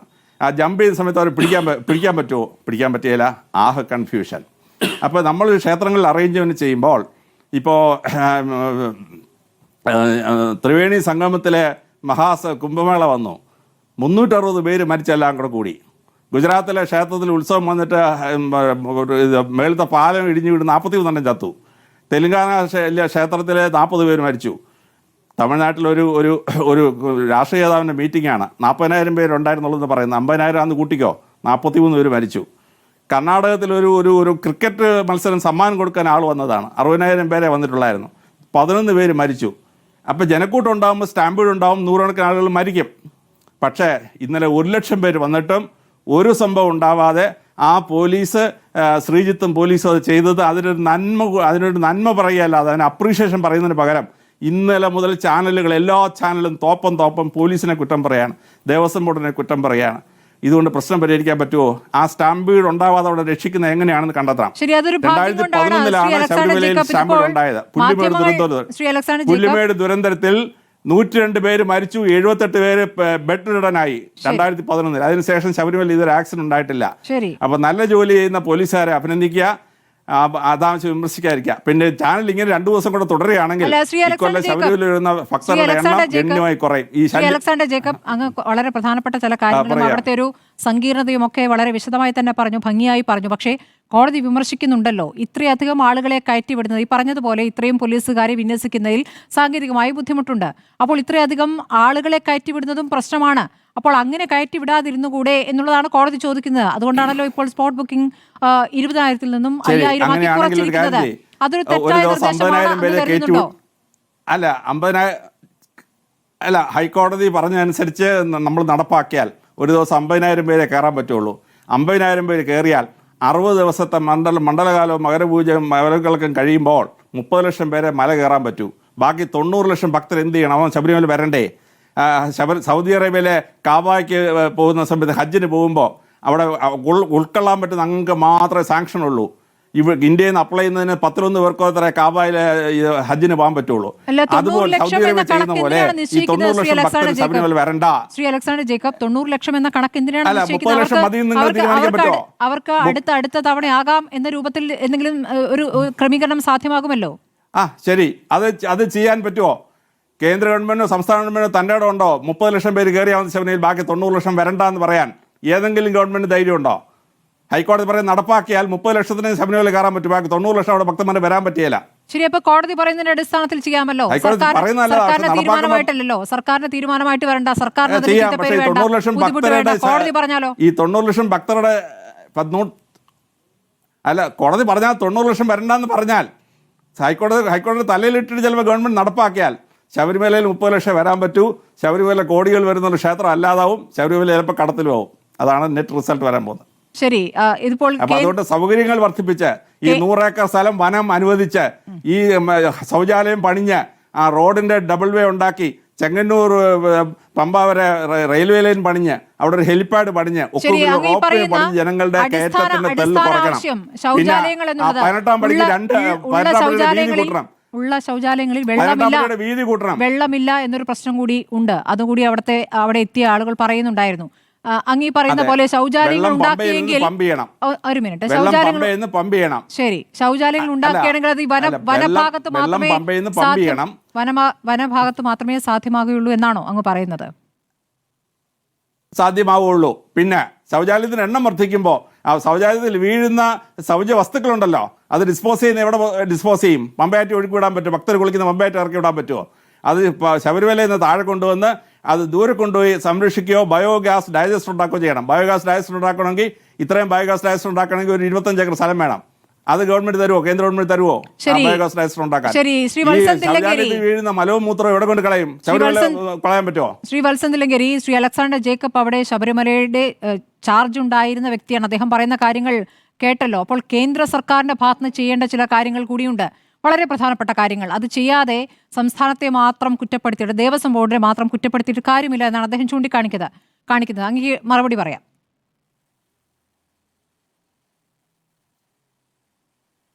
അല്ല, അതിൽ കേന്ദ്ര സർക്കാർ ചെയ്യേണ്ടതാണെങ്കിൽ ചെയ്യണം. കേരള ഗവൺമെന്റ് അതിൽ പ്രോപ്പറായിട്ട് അതിന്റെ നടപടിക്രമങ്ങൾ നടത്തണം. അത്യാവശ്യമാണെങ്കിൽ അത് ചെയ്യേണ്ടത് തന്നെയാണ്. പക്ഷേ അദ്ദേഹത്തിനും അറിയാവുന്ന ഒരു കാര്യം, അത് ടൈഗർ വാലി, അത് കടുവ സങ്കേതമാണ്. അവിടെ അത്യപൂർവമായ ഒരു സംരക്ഷണമുള്ള വനപ്രദേശമാണ് അവിടെ ഉള്ളത് എന്ന പ്രശ്നമുണ്ട്. നേരത്തെ ഉള്ളതിന് വ്യത്യസ്തമായിട്ട് ഇപ്പോൾ നമ്മുടെ ആഗോളതലത്തിലും രാജ്യത്തുമെല്ലാം നമ്മളെ വനത്തെ സംരക്ഷിക്കാൻ വേണ്ടിയിട്ടുള്ള നിയമങ്ങൾ കർക്കശമാണ്. അതിന്റെ അടിസ്ഥാനത്തിലുള്ള പ്രശ്നങ്ങളുണ്ട്. പക്ഷേ ശബരിമലയെ സംബന്ധിച്ച് പ്രത്യേകമായ രീതിയിലുള്ള ഇടപെടൽ നടത്തിയിട്ട് അത് നേടിയെടുക്കാൻ വേണ്ടിയിട്ടുള്ള പരിശ്രമം ഉണ്ടാകണം എന്ന് തന്നെയാണ് ഞങ്ങളുടെയും അഭിപ്രായം. പക്ഷെ ഒരു കാര്യമുണ്ട്, സാറ് പറഞ്ഞതിലൊരു പിശകുള്ളത്, ഇപ്പോ ശബരിമലയിൽ ഈ ഭക്തന്മാർക്ക് ആവശ്യമായ പ്രാഥമിക സൗകര്യങ്ങൾ നിർവഹിക്കുന്നതിനുള്ള സൗകര്യം ചെയ്യുന്നതിനുള്ള സ്ഥലം ശബരിമലയിൽ ഏക്കർ കണക്കിന് സ്ഥലമുണ്ട്. അവിടെ ഇപ്പൊ നടന്നുകൊണ്ടിരിക്കുന്നത് എന്താ? കോൺക്രീറ്റ് കെട്ടിടങ്ങൾ എടുത്തിങ്ങനെ ഇട്ടുകൊണ്ടിരിക്കുകയാണ്. അവിടെ വ്യാപാര സ്ഥാപനങ്ങൾ വ്യാപകമായി പണിയുകയാണ്. അങ്ങനെ വ്യാപാര സ്ഥാപനങ്ങൾ വ്യാപകമായി പണിയുന്നതിന് പകരം ഭക്തന്മാർക്കുള്ള അടിസ്ഥാന സൗകര്യ വികസനത്തിന് വേണ്ടിയിട്ടുള്ള പരിശ്രമം നടത്തുന്നില്ലല്ലോ. ദേവസ്വം ബോർഡ് ലാഭമാണ് നോക്കുന്നത്. അപ്പോൾ അതുകൊണ്ട് വ്യാപാര സ്ഥാപനങ്ങൾ പണിയുന്നതിന്റെ എണ്ണം കുറക്കുകയും അതുപോലെ തന്നെ അടിസ്ഥാന സൗകര്യ വികസനം ഉണ്ടാക്കുകയും ചെയ്യുക എന്നുള്ളത് ഒരു പ്രധാനപ്പെട്ട കാര്യമാണ്. ഒന്ന്. രണ്ടാമത്തെ ഒരു കാര്യം, കോടതി ഉത്തരവിട്ടു പറഞ്ഞു. കോടതിയുടെ ഒരു ഉത്തരവ് നേരത്തെ നിലവിലുണ്ടല്ലോ. കോടതി 60,000 ആളുകളെ വെർച്വൽ ക്യൂ വഴിയും 20,000 ആളുകളെ സ്പോട്ടിലൂടെയും അവിടുത്തെ ദർശനം നടത്താൻ വേണ്ടിയിട്ട് അനുവാദം കൊടുക്കാമെന്ന് കോടതി നേരത്തെ പറഞ്ഞിട്ടുണ്ട്. 80,000 ആയുള്ളൂ. ഇപ്പോൾ ഞാൻ ഇന്ന് അവിടെ ശബരിമലയിലുണ്ടായിരുന്നു, സന്നിധാനത്തുണ്ടായിരുന്നു, 18-ാം പടിയുടെ അടുത്തുണ്ടായിരുന്നു. അവിടെ പോലീസുകാർ കയറ്റുന്ന ആ സ്ഥലത്തുണ്ടായിരുന്നു. അവരുടെ എണ്ണിക്കൊണ്ട് ഓരോ മിനിറ്റിൽ എണ്ണിക്കൊണ്ടാണ് ചെയ്യുന്നത്. 80 വരെ കയറ്റിയിട്ടുണ്ട്, 75 വരെ കയറ്റിയിട്ടുണ്ട്, 70 വരെ കയറ്റിയിട്ടുണ്ട്, 83 വരെ കയറ്റിയിട്ടുണ്ട്, 85 വരെയും ഒരു മിനിറ്റിൽ കയറ്റുന്നുണ്ട്. കുറച്ച് സ്പീഡിലാണ് കയറ്റുന്നത്. അത് സ്വാഭാവികമായിട്ടും അത് ശബരിമലയിൽ അങ്ങനെ പറ്റുമെന്നുള്ളതാണ്. കാരണം പോലീസുകാർ അവിടെ നേരത്തെ സാറ് പറഞ്ഞ പോലെ തന്നെ അവരത് ചെയ്തിട്ടില്ലെങ്കിൽ ഭക്തന്മാർ അവർ 18-ാം പടിയൊക്കെ തൊട്ട് എല്ലാം തൊട്ട് തലയിൽ വെച്ച് വളരെ വെല്ല വരുന്ന സമയത്ത് 40-50 വരെ പറ്റും. പക്ഷെ ഒരു കാര്യമുള്ളത്, ഇപ്പോൾ കോടതി പറയുകയാണ് അവിടെ ഭക്തന്മാർ വരുന്നത് പരിമിതപ്പെടുത്തണം, 50,000 ആക്കുമെന്ന് പറഞ്ഞാൽ അതൊരിക്കലും പ്രായോഗികമല്ല. കാരണം ശബരിമലയിൽ വരാൻ വേണ്ടിയിട്ട് ഭക്തന്മാർ മുദ്ര ധരിക്കും, മാലയിട്ട് വ്രതം ധരിക്കും. 41 ദിവസത്തെ വ്രതം ധരിച്ചിട്ടാണ് ശബരിമലയിൽ വരുന്നത്. അങ്ങനെ വരുന്ന ആളുകളെ അവരെ പരിമിതപ്പെടുത്താൻ ഓരോ പഞ്ചായത്തിലും നിർദ്ദേശം കൊടുക്കുകയാണല്ലോ, നിങ്ങൾ മാലയിടാൻ പാടില്ല. കേരളത്തിൽ മാത്രമാണോ? രാജ്യത്തിന്റെ നാനാഭാഗത്തുനിന്നും മുദ്ര ധരിച്ചിട്ട് അയ്യപ്പന്മാർ അങ്ങോട്ട് വരുന്നില്ലേ? അവരെന്താണ് ചെയ്യുക? അപ്പൊ മറ്റേതെങ്കിലും ഒരു ക്ഷേത്രത്തിൽ പോലെയല്ല, നേരെ മറിച്ച് 41 ദിവസത്തെ വ്രതത്തോട് കൂടിയിട്ട് അതിനുള്ള എല്ലാ തരത്തിലുള്ള തയ്യാറെടുപ്പോടു കൂടി വരുന്ന ഭക്തരെ അവരെ ശബരിമലയിലെ ദർശനം നിഷേധിക്കുക, അത് നിരോധിക്കുക എന്ന് പറയുന്നത് ആരാധനാ സ്വാതന്ത്ര്യ നിഷേധമാണ്. നേരത്തെ ലക്ഷക്കണക്കിന് ആളുകൾ വന്നിട്ടുണ്ട്. അങ്ങ് പറയുന്ന പോലെയാണെങ്കിൽ എണ്ണം കുറയ്ക്കാൻ പറ്റില്ല എന്ന് പറയുന്നു, സൗകര്യങ്ങൾ ഒരുക്കണമെന്നും പറയുകയാണ്. എണ്ണം കുറയ്ക്കാൻ പറ്റില്ല എന്നാണ് അങ്ങ് പറഞ്ഞാൽ ഞാൻ മനസ്സിലാക്കുന്നത്. ഒരു കാര്യം കൂടിയുണ്ട്, ഒരു കാര്യം കൂടി. അപ്പൊ അതേ നേരത്തെ പറയുണ്ടായി 18-ാം പടിയുടെ വീതി കൂട്ടണം എന്ന് പറഞ്ഞു. അത് പ്രായോഗികമല്ല, അത് വേറെ കാര്യം. പക്ഷെ രണ്ടാമതൊരു കാര്യമുണ്ട്, 18-ാം പടിയുടെ വീതി കൂട്ടിയാൽ അത് നേരെ ഇതേ ആളുകൾ തന്നെയാണ് ദർശനത്തിന് വേണ്ടി ശ്രീകോവിലിന്റെ മുമ്പിൽ പോകുന്നത്. ശ്രീകോവിലിന് മുമ്പിൽ പോയാൽ ശ്രീകോവിലിന്റെ മുമ്പിൽ ആളുകൾക്ക് നിൽക്കാനുള്ള സമയം എത്രയാണ്? ശ്രീകോവിലിന്റെ വാതിലിന്റെ വീതി കൂട്ടണം എന്ന് പറയാം, സോപാനത്തിന്റെ വീതി കൂട്ടണം എന്ന് പറയാൻ പറ്റുമോ? അപ്പോ അവിടെ പ്രശ്നങ്ങൾ പിന്നീടും പ്രായോഗിക പ്രശ്നങ്ങൾ വരികയാണ് ചെയ്യാം. അപ്പൊ അതുകൊണ്ട് ഭക്തന്മാരെ വേഗത്തിൽ തന്നെ പടി കയറ്റി അവർക്ക് സുഖദർശനം നടത്താനുള്ള സൗകര്യങ്ങൾ ചെയ്യുകയാണ് വേണ്ടത്. ശരി, അഡ്വക്കേറ്റ് അരുൺകുമാർ, ഉള്ള സാഹചര്യങ്ങളിൽ അല്ലെങ്കിൽ ഉള്ള സംവിധാനങ്ങളിൽ പരമാവധി ആളുകളെ അപകടമില്ലാതെ എത്തിക്കുക, അവിടുന്ന് പറഞ്ഞുവിടാൻ സാധിക്കുക, ഇതല്ലാതെ ഒരു പരിഹാരമില്ല എന്നാണോ മനസ്സിലാക്കേണ്ടത്? ഇപ്പോൾ അവിടെ തന്നെ പ്രവർത്തിച്ച് പരിചയമുള്ള അലക്സാണ്ടർ ജേക്കബ് പറഞ്ഞത് കേട്ടല്ലോ, പോലീസുകാരുടെ എണ്ണം കൂട്ടേണ്ടതുണ്ട്, അത്രയും കൂട്ടാനുള്ള സംവിധാനമില്ല. ഇനി പോലീസുകാരുടെ എണ്ണം കൂട്ടിയാൽ തന്നെ അവർക്കും അവിടെയുള്ള സൗകര്യങ്ങളില്ല, അവർക്ക് താമസിക്കാനും കിടന്നുറങ്ങാനും ഒന്നുള്ള ഒരു സംവിധാനവുമില്ല. 4 മണിക്കൂറൊക്കെ നിരന്തരം നിൽക്കുമ്പോൾ തന്നെ ക്ഷീണിക്കുന്ന തരത്തിലുള്ള അത്രയും ബുദ്ധിമുട്ടുള്ള ജോലിയാണ് അവിടെ പോലീസുകാർ ചെയ്യുന്നതെന്ന്. അപ്പോൾ പിന്നെ എന്താണ് വഴി, അഡ്വക്കേറ്റ് അരുൺകുമാർ? ഞാൻ ആദ്യം തന്നെ ബഹുമാനപ്പെട്ട അലക്സാണ്ടർ ജേക്കബിനോട് നന്ദി രേഖപ്പെടുത്തുകയാണ്. ഈ ചർച്ചയിൽ കോൺഗ്രസ് പ്രതിനിധിയും BJP പ്രതിനിധിയും പറഞ്ഞ പച്ച നുണയെ അതിന്റെ യാഥാർത്ഥ്യം കൊണ്ട് അദ്ദേഹം പൊളിച്ചെടുക്കുകയാണ് ചെയ്തത്. ഇവിടെ ഈ ചർച്ചയുടെ ഭാഗമായി പറയുന്ന പോലെ ശരിക്കും പൊളിച്ചെടുക്കൽ നടന്നത് BJPയുടെയും കോൺഗ്രസിന്റെയും നുണയാണ്. ഒരു തുണ്ട് ഭൂമി ശബരിമലയുമായി ബന്ധപ്പെട്ടുകൊണ്ട് വനം അധികമായി കൊടുക്കാതെ അവിടുത്തെ വികസന പ്രവർത്തനങ്ങളെ തടയുന്നത് കേന്ദ്ര ഗവൺമെന്റാണ്. ഈ രാജ്യത്ത് ഏതെങ്കിലും ഒരു റെയിൽവേ പാളത്തിന് സംസ്ഥാന ഗവൺമെന്റ് തന്നെ പണമെടുത്ത് അക്വയർ ചെയ്യണമെന്ന് പറയുന്ന ഒരു പദ്ധതി ഉണ്ടെങ്കിൽ അത് ശബരിമല റെയിൽ പാതയാണ്. അതിൽ കേരള ഗവൺമെന്റ് തന്നെ പണം കണ്ടെത്തി ഭൂമി ഏറ്റെടുക്കൽ പൂർത്തീകരിക്കുകയാണ്. വിമാനത്താവളവുമായി ബന്ധപ്പെട്ടുകൊണ്ടുള്ള എല്ലാ അനുവാദവും നിഷേധിക്കുന്നതും കേന്ദ്ര ഗവൺമെന്റ് തന്നെയാണ്. ഇവിടെ കേന്ദ്ര സേനയുമായി ബന്ധപ്പെട്ടുകൊണ്ട് പറഞ്ഞല്ലോ, 2-3 ദിവസം മുമ്പ് അപേക്ഷ കൊടുത്തു. അപേക്ഷ കൊടുത്തത് 12/9, അതായത് 2 മാസവും ഒരു 5 ദിവസവും മുമ്പാണ് കേന്ദ്രത്തിന് അപേക്ഷ കൊടുത്തത്. ഒരു ബീഹാർ തെരഞ്ഞെടുപ്പിന്റെ പേര് പറഞ്ഞുകൊണ്ട് കേന്ദ്ര സേനയെ തരാതെ നിങ്ങൾ ഇരിക്കുമ്പോൾ ശബരിമലയിൽ ആകെ മുൻ വർഷങ്ങളിൽ അലോട്ട് ചെയ്യുന്ന പോലീസുകാരുടെ എണ്ണം 2250 അത് ഈ തവണ 3100 ആക്കി. അതായത് 800ഓളം പോലീസുകാരുടെ എണ്ണം വർദ്ധിപ്പിച്ചു കേന്ദ്രസേന വരാതിരുന്നിട്ടും. ഇവിടെ പറഞ്ഞല്ലോ, ഏതെങ്കിലും തരത്തിൽ അവിടെ ആളുകൾക്ക് ബുദ്ധിമുട്ടുണ്ടാക്കാൻ അല്ലെങ്കിൽ ഒരു തിക്കും തിരക്കിൽ ആളുകൾക്ക് അപകടം പറ്റാതെ പോലീസ് വഹിച്ച പങ്ക്, അതുപോലെ ദർശനം നടത്താൻ കഴിയാതെ തിരിച്ചുപോയി എന്ന് ബോധ്യപ്പെട്ടവരെ തിരിച്ചു വിളിച്ച് ദർശനം നടത്തുകയാണ് ഇന്ന് ADGPയുടെ നേതൃത്വത്തിൽ അവിടെ നടന്നത്. പിന്നെ കോൺഗ്രസും BJPയും പച്ചയായ നുണ പറയുക. നിങ്ങൾ പറയാണ് അവിടെ ശൗചാലയമില്ല. നിങ്ങൾക്കറിയോ, സന്നിധാനത്ത് 1005 ശൗചാലയങ്ങളുണ്ട്, 1005. അതിൽ 885 സൗജന്യമാണ്, 120 പേ ആൻഡ് യൂസ് ആണ്.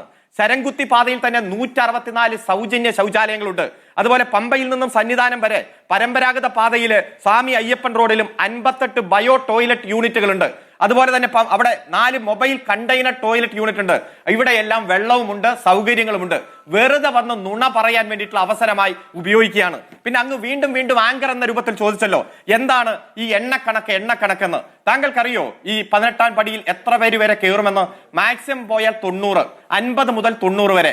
എത്ര മണിക്കൂറാണ് ഈ നട തുറക്കുന്നത്? രാവിലെ 3 മണി മുതൽ 1 മണി വരെ, ഉച്ചയ്ക്ക് ശേഷം 3 മണി മുതൽ 11 മണി വരെ. അപ്പൊ 17 മണിക്കൂർ കിട്ടും.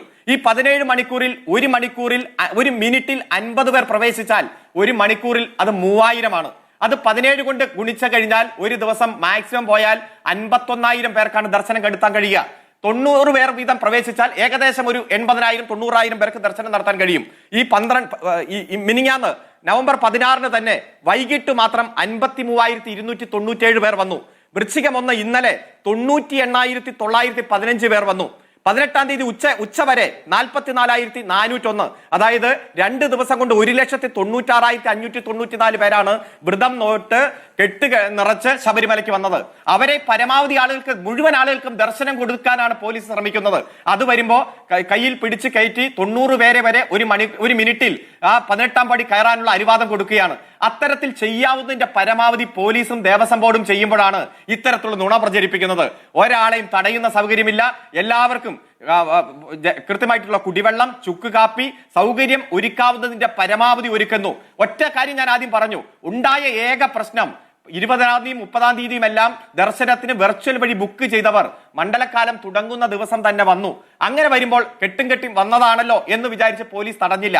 അത്തരത്തിലൊരു പ്രശ്നം വന്നു. ഇപ്പോൾ ഹൈക്കോടതി പറഞ്ഞു ഇനി അങ്ങനെ പ്രവേശിപ്പിക്കേണ്ടതില്ല, ഡേറ്റും സമയവും നോക്കി പ്രവേശിപ്പിച്ചാൽ മതി. അതുപോലെ തന്നെ സ്പോട്ട് ബുക്കിംഗ് 5000 കുറച്ചു. അത്തരത്തിൽ കോടതിയുടെ നിർദ്ദേശമുള്ളപ്പോൾ നിർദ്ദേശം പാലിക്കും. അല്ലാതെ ഒരു തരത്തിലും അടിസ്ഥാന സൗകര്യങ്ങളിൽ കുറവില്ല.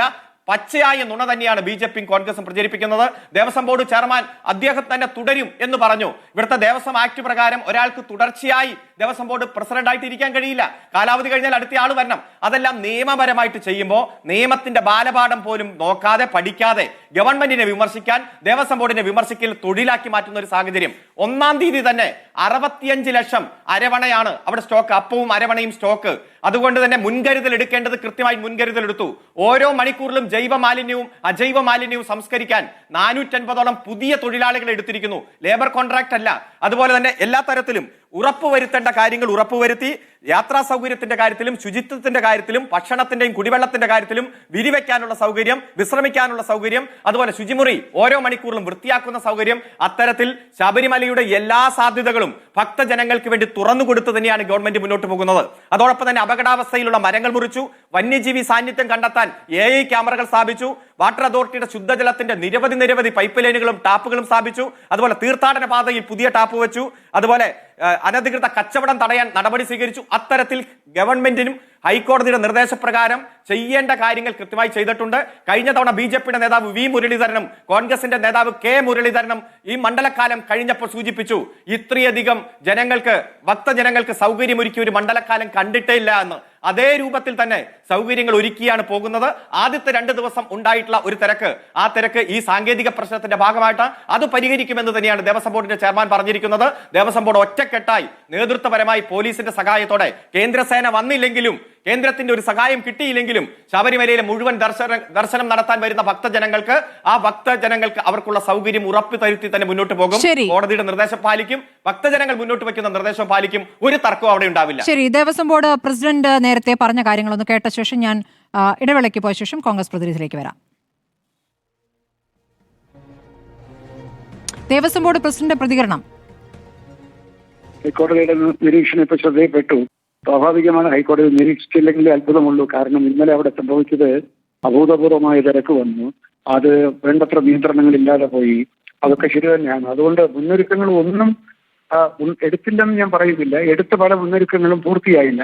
കോടതി നിരീക്ഷിച്ച കാര്യങ്ങളെല്ലാം അതിന്റെ പൂർണ്ണമായ ഗൗരവത്തിൽ എടുത്തുകൊണ്ട് അതും പിന്നെ അല്ല നമ്മുടെ തന്നെ വ്യക്തിപരമായിട്ടുള്ള എന്റെ ശ്രദ്ധയിൽപ്പെട്ടതും ഭക്തജനങ്ങൾ ചൂണ്ടിക്കാണിച്ചിട്ടുള്ളതുമായിട്ടുള്ള ഒരുപാട് പോരായ്മകളുണ്ട്. അവിടെ പോരായ്മകളുണ്ട്. ഏകോപനമാണ് എന്റെ പ്രധാന ജോലി. ഏകോപനം നടത്തും. ശ്രീ VR അനൂപ്, ഇപ്പോൾ ശബരിമലയിൽ തീർത്ഥാടന കാലത്ത് ഈ തിരക്ക് എന്നുള്ളതൊരു സ്വാഭാവികമായ കാര്യമാണ്. മറ്റൊന്ന്, ഹൈക്കോടതി തന്നെ നിശ്ചയിച്ച കണക്കായിരുന്നു നേരത്തെ വിർച്വൽ ക്യൂവിന്റെ കാര്യത്തിലായാലും സ്പോട്ട് ബുക്കിങ്ങിന്റെ കാര്യത്തിലായാലും. ഇപ്പോൾ കോടതി തന്നെയാണ് ആ എണ്ണം കുറയ്ക്കുന്നത്. കോടതി ഇടപെട്ട് എണ്ണം നിശ്ചയിച്ചു. കോടതി ഇടപെട്ട ആ എണ്ണം കുറയ്ക്കുന്നു. തിരക്ക് എന്നുള്ളൊരു യാഥാർത്ഥ്യമാണ്. അവിടുത്തെ അടിസ്ഥാന സൗകര്യങ്ങൾ പല കാര്യങ്ങളും നടപ്പാക്കാൻ പറ്റാത്തത് ചില പരിമിതികൾ ഉള്ളത് കൊണ്ടാണ്. ഇതാണ് ഒരു വാദമായി നിൽക്കുന്നത്. എന്താണ് പറയാനുള്ളത്? അല്ല, ഈ ചർച്ച ശ്രദ്ധിച്ചാൽ അറിയാം. ഈ ചർച്ചയിൽ CPM-ന്റെ പ്രതിനിധി ബഹുമാനന്റെ അരുൺകുമാറിന് കിട്ടിയ ആകെ പിടിവള്ളി എന്ന് പറയുന്നത് അലക്സാണ്ടർ ജേക്കബ് സാർ പറഞ്ഞതാണ്. അലക്സാണ്ടർ ജേക്കബ് അദ്ദേഹം നമ്മളൊക്കെ ബഹുമാനിക്കുന്ന ഒരു മുൻ DGP ആണ്. അദ്ദേഹം സ്വാഭാവികമായും പോലീസിൻ്റെ മൊറയിലിനെ സംരക്ഷിക്കുന്ന തരത്തിൽ പറഞ്ഞു. പോലീസ് അവിടെ കാര്യങ്ങൾ നന്നായി കൈകാര്യം ചെയ്തു എന്നൊക്കെ അദ്ദേഹത്തിന് പറയാനുള്ള സ്വാതന്ത്ര്യമുണ്ട്. പക്ഷെ അപ്പോഴും ചില യാഥാർത്ഥ്യങ്ങൾ അവിടെ നിലനിൽക്കുന്നില്ലേ? കോടതി പറഞ്ഞ കാര്യങ്ങൾ അവിടെ നിലനിൽക്കുന്നുണ്ട്. താങ്കൾ ചൂണ്ടിക്കാണിച്ചതുപോലെ ദേവസ്വം ബോർഡ് പ്രസിഡന്റ് തന്നെ കൃത്യമായി പറഞ്ഞു പോരായ്മകൾ സംഭവിച്ചുവെന്ന്. അദ്ദേഹം പൊതുജന മാധ്യമങ്ങൾ സമക്ഷം അദ്ദേഹം പറഞ്ഞു പോരായ്മകൾ സംഭവിച്ചെന്ന്. ഈ പോരായ്മകൾ സംഭവിക്കാൻ എന്താണെന്ന കാരണം ഈ മണ്ഡലകാലത്ത് ഓരോ മണ്ഡലകാലത്തും തിരക്ക് അഭൂതപൂർവമായി വർദ്ധിക്കുന്നു എന്നുള്ള യാഥാർത്ഥ്യമുണ്ട്. അപ്പോൾ മണ്ഡലകാലം വരാനിരിക്കുകയാണ്. അതിൻ്റെ അടിസ്ഥാന സൗകര്യങ്ങളിൽ ശ്രദ്ധ കേന്ദ്രീകരിക്കുന്നതിനു പകരം എന്തിനീ സർക്കാർ ആഗോള അയ്യപ്പ സംഗമം നടത്തിയെന്നതിൻ്റെ ഉത്തരം അരുൺകുമാർ ചർച്ചയിൽ പറയണം. എന്തിനു വേണ്ടിയായിരുന്നു ഈ മണ്ഡലകാലം പടിവാതിൽക്കൽ നിൽക്കുമ്പോൾ നിങ്ങൾ ആഗോള അയ്യപ്പ സംഗമം നടത്തിയത്? അതിൻ്റെ നേട്ടം എന്ത്? അവിടെ നടന്ന അടിസ്ഥാന സൗകര്യ വികസനം എന്തായിരുന്നു? അതുകൊണ്ടുണ്ടായ മെച്ചം ആർക്കാണ്? ചില കാര്യങ്ങൾ പൗരന്മാർക്ക്, രാഷ്ട്രീയ പാർട്ടികൾക്ക്, പ്രതിപക്ഷ പാർട്ടികൾക്ക്, ഭക്തന്മാർക്ക് ചോദിക്കാൻ അവകാശമില്ലേ? ഈ പറയുന്ന ആഗോള അയ്യപ്പ സംഗമത്തിന്റെ ബെനിഫിഷ്യറീസ് ആരാണ്? ആഗോള അയ്യപ്പ സംഗമം എന്നുള്ളത് ഈ മണ്ഡലകാലത്തേക്ക് നടപ്പാക്കാനുള്ള ഒരു അല്ല, ആഗോള അയ്യപ്പ സംഗമം ശബരിമല അതെ, ഞാൻ അതിലേക്കാണ് വരുന്നത് സ്മൃതി. ശബരിമല പോലൊരു ക്ഷേത്രത്തിൽ, അതൊരു കാനന ക്ഷേത്രമാണ്. ഇങ്ങനെ ഇവന്റുകൾ നടത്താവുന്ന, അവിടെ നടക്കുന്നതിന്റെ ഏക ഇവന്റ് എന്ന് പറയുന്നത് എന്താ? ഈ മണ്ഡലകാലമാണെന്നേ. ഈ കാനന ക്ഷേത്രത്തിന്റെ ഈ പറയുന്ന എല്ലാ പരിമിതികളും നിലനിൽക്കുമ്പോൾ സർക്കാരിന്റെ പടം വെച്ച്, മുഖ്യമന്ത്രിയുടെ പടം വെച്ച്, പിണറായി വിജയന്റെ പടം വെച്ചുള്ള ഒരു PR മേള എന്തിന് ശബരിമല നടത്തി? അവർക്ക് വേണമെങ്കിൽ വേറെ സ്ഥലത്ത് നടത്തട്ടെ. തിരുവിതാംകൂർ ദേവസ്വം ബോർഡിന് അത്തരം ഒരു പരിപാടി നടത്തണമെങ്കിൽ തിരുവനന്തപുരം നടത്തിക്കൂടെ? ഇത് ശബരിമലയുമായി ബന്ധപ്പെട്ടല്ലോ. തിരുവിതാംകൂർ ദേവസ്വം ബോർഡിന്റെ വാർഷിക ആഘോഷം നടത്തണമെങ്കിൽ തിരുവനന്തപുരത്ത് നടത്തട്ടെ, പുത്തിരിക്കണ്ട മൈതാനത്ത് നടത്തട്ടെ. ഈ മണ്ഡലകാലം പടിവാതിൽക്കൽ നടത്തുമ്പോൾ ശബരിമലയുമായി ബന്ധിപ്പിച്ച് എന്തിന് ഇത്ര വലിയൊരു മഹാമഹം നടത്തി? എന്തായിരുന്നു അതിന് നെറ്റ് റിസൾട്ട്? ശബരിമലയിൽ ഇവർ നടത്തിയ ആഗോള അയ്യപ്പ സംഗമത്തിന് സംഭവിച്ച ഒരേ ഒരു കാര്യം യോഗി ആദിത്യനാഥിന്റെ സന്ദേശം വായിച്ചു എന്നാ. അത് ആർക്ക് വേണ്ടിയാണെന്നൊക്കെ നമുക്കറിയാം. അതിലേക്ക് നമുക്ക് കടക്കുന്നില്ല, ചർച്ച ചെയ്തല്ലാത്തതുകൊണ്ട്.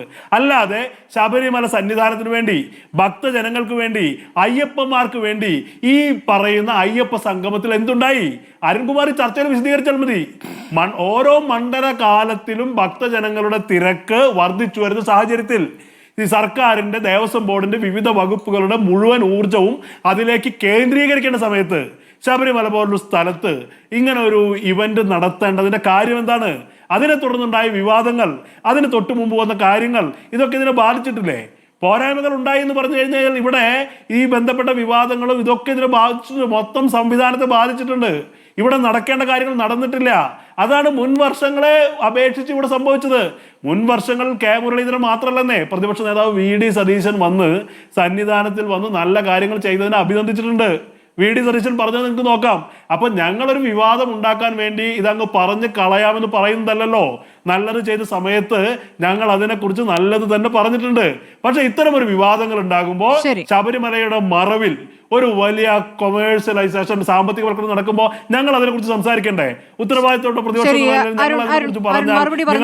പറയരുതെന്ന് പറയാൻ ഇവർക്ക് എന്താണ്? മറുപടി പറഞ്ഞ ശേഷം ഒരു ഇടവേള കൂടി. അരുൺ വേഗം മറുപടി നൽകാം. അതായത് ബഹുമാനപ്പെട്ട കോൺഗ്രസിന്റെ പ്രതിനിധി, സുവർണാവസരം കാത്തിരിക്കുകയല്ലേ താങ്കള്? ഈ പറഞ്ഞ ആരോപണം ആദ്യം പറഞ്ഞതാണോ അവസാനം? അപ്പൊ അവസാനം ശബരിമലയിൽ മിനിങ്ങാന്നത്തെയും വിഷയം, ഇന്നലത്തെ മിനിങ്ങാന്നത്തെ 3 വിഷയം വിട്ടിട്ട് നേരെ പോയി എങ്ങോട്ടാ? ആഗോള അയ്യപ്പ സംഗമത്തിലേക്ക് പോയി. ഇതൊക്കെ എത്ര തവണ നമ്മൾ ചർച്ച നടത്തിയതാ? ഒരു ആഗോള ദേശീയ ഇന്റർനാഷണൽ തലത്തിലുള്ള ഒരു കൃത്യമായിട്ടുള്ള ഒരു ശബരിമലയെ വളർത്താൻ വേണ്ടിയിട്ടുള്ള പദ്ധതികൾ ആസൂത്രണം ചെയ്ത് നമ്മൾ മുന്നോട്ട് പോകുന്നു. ഇതിലെല്ലാം ബഹുമാനപ്പെട്ട ഹൈക്കോടതിയുടെ കൃത്യമായിട്ടുള്ള നിരീക്ഷണങ്ങളുണ്ട്, ഇടപെടലുണ്ട്. സൗകര്യങ്ങൾ വർദ്ധിപ്പിക്കാൻ സംസ്ഥാന ഗവൺമെന്റ് തയ്യാറാണ്. സ്വന്തം പൈസ മുടക്കി തന്നെ റെയിൽപാളം കൊണ്ടുവരാനും തയ്യാറാണ്. പക്ഷെ കേന്ദ്ര ഗവൺമെന്റ് അനുവദിക്കാത്തതിന്റെ പ്രശ്നമൊക്കെ നമ്മൾ നിൽക്കുമ്പോൾ നിങ്ങൾ ഈ തെന്നി മാറുന്ന എന്തുകൊണ്ടാ? അതുകൊണ്ട് നിങ്ങൾ പറഞ്ഞില്ലേ, ഒരു പ്രളയം വരും, ഒരു വെള്ളപ്പൊക്കം വരും, അതുപോലെ ഒരു വരൾച്ച വരും, അങ്ങനെ വരുമ്പോൾ നമുക്ക് നല്ല കാലം വരും. അപ്പൊ അതുകൊണ്ട് ഇപ്പോഴും സുവർണാവസരത്തിലൊക്കെ നിങ്ങൾ കാത്തിരുന്നോ? ഒരു ഭക്തർക്കും ബുദ്ധിമുട്ടുണ്ടാകുന്ന സാഹചര്യം ഉണ്ടാവില്ല. ശബരിമലയിലേക്ക് വരുന്ന ഒരാൾക്ക് പോലും ദർശനമില്ലാതെ മടങ്ങിപ്പോകേണ്ടി വരുന്ന സാഹചര്യമില്ല. കൊടുക്കാവുന്നതിന്റെ മാക്സിമം സൗകര്യങ്ങൾ അവിടെ കൊടുക്കും. അവരെ മടങ്ങിപ്പോയി കേട്ടോ. കൃത്യമായി പൊന്നുപോലെ സംരക്ഷിക്കുന്ന നിലപാടാണ് ദേവസ്വം ബോർഡ് കുറച്ചുപേർ മടങ്ങിപ്പോയി. ആ മടങ്ങിപ്പോയതിൽ നിന്ന് ദേവസ്വം ബോർഡ് പ്രസിഡന്റ് ഖേദം പ്രകടിപ്പിക്കുകയും ചെയ്തു. ഞങ്ങൾ അഡ്മിറ്റ് ചെയ്യുന്നു. ഞങ്ങൾ അഡ്മിറ്റ് ചെയ്യാം. ഞങ്ങൾ എന്താണ് ദേവസ്വം ബോർഡ് ചെയർമാൻ പറഞ്ഞ ഒറ്റക്കുഴപ്പം എന്താ? വരുന്ന പോസ്റ്റ് ഡേറ്റിൽ കൃത്യമായി ഡേറ്റ് കിട്ടിയവർ വരെ ആദ്യ ദിവസം വന്ന് ദർശനം നടത്തിയിട്ട് പെട്ടെന്ന് ഇറങ്ങുന്നില്ല, ടൈം പാലിക്കുന്നില്ല. അത് നിയന്ത്രിക്കുന്ന കാര്യത്തിൽ ഒരു കുഴപ്പം വന്നു. അതുകൊണ്ടാണ് ഹൈക്കോടതി പറഞ്ഞത് 20 നിന്ന് 5 ആക്ക്. ആ തൽക്കാലം 2-3 ദിവസത്തേക്കാണ്. 2-3 ദിവസം കഴിയുമ്പോൾ മാറ്റം വരുത്തും. ഒരാളുടെയും ദർശനം തടയാൻ നമുക്ക് അധികാരമില്ല. ഏത് മതത്തിൽ വിശ്വസിക്കാം, വിശ്വാസത്തെ പ്രചരിപ്പിക്കാം. അങ്ങനെ അവകാശമുള്ള നാട്ടിൽ ശബരിമലയിലേക്ക് ഇത്രയേ വരാമുള്ളൂ എന്ന് പറയാൻ നമുക്ക് പറ്റില്ല. അത്തരത്തിൽ വരുന്ന എല്ലാവർക്കും സൗകര്യം ഒരുക്കുന്ന നിലപാട് സ്വീകരിക്കും. കോൺഗ്രസ് നുണപ്രചരണമായിട്ട് പൊക്കോ, അത് ജനങ്ങൾക്ക് ബോധ്യം. ശരി, വെള്ളിയാഴ്ചത്തെ മറുപടിയാണല്ലോ പ്രധാന. ശ്രീ അലക്സാണ്ടർ ജേക്കബ്, ഇപ്പോൾ കോടതിയിലേക്ക് വെള്ളിയാഴ്ച റിപ്പോർട്ട് നൽകണം, സർക്കാർ മറുപടി നൽകണം ചോദ്യങ്ങൾക്ക്. അങ്ങ് പറഞ്ഞതുപോലെയാണെങ്കിൽ ഈ സാഹചര്യത്തിൽ വലിയ മാറ്റമുണ്ടാക്കാൻ അത്ര എളുപ്പമല്ല. അങ്ങനെ എന്ത് മാജിക്കാണ് മറ്റന്നാൾ ഉണ്ടാക്കാൻ പറ്റുക മറുപടി നൽകുമ്പോൾ?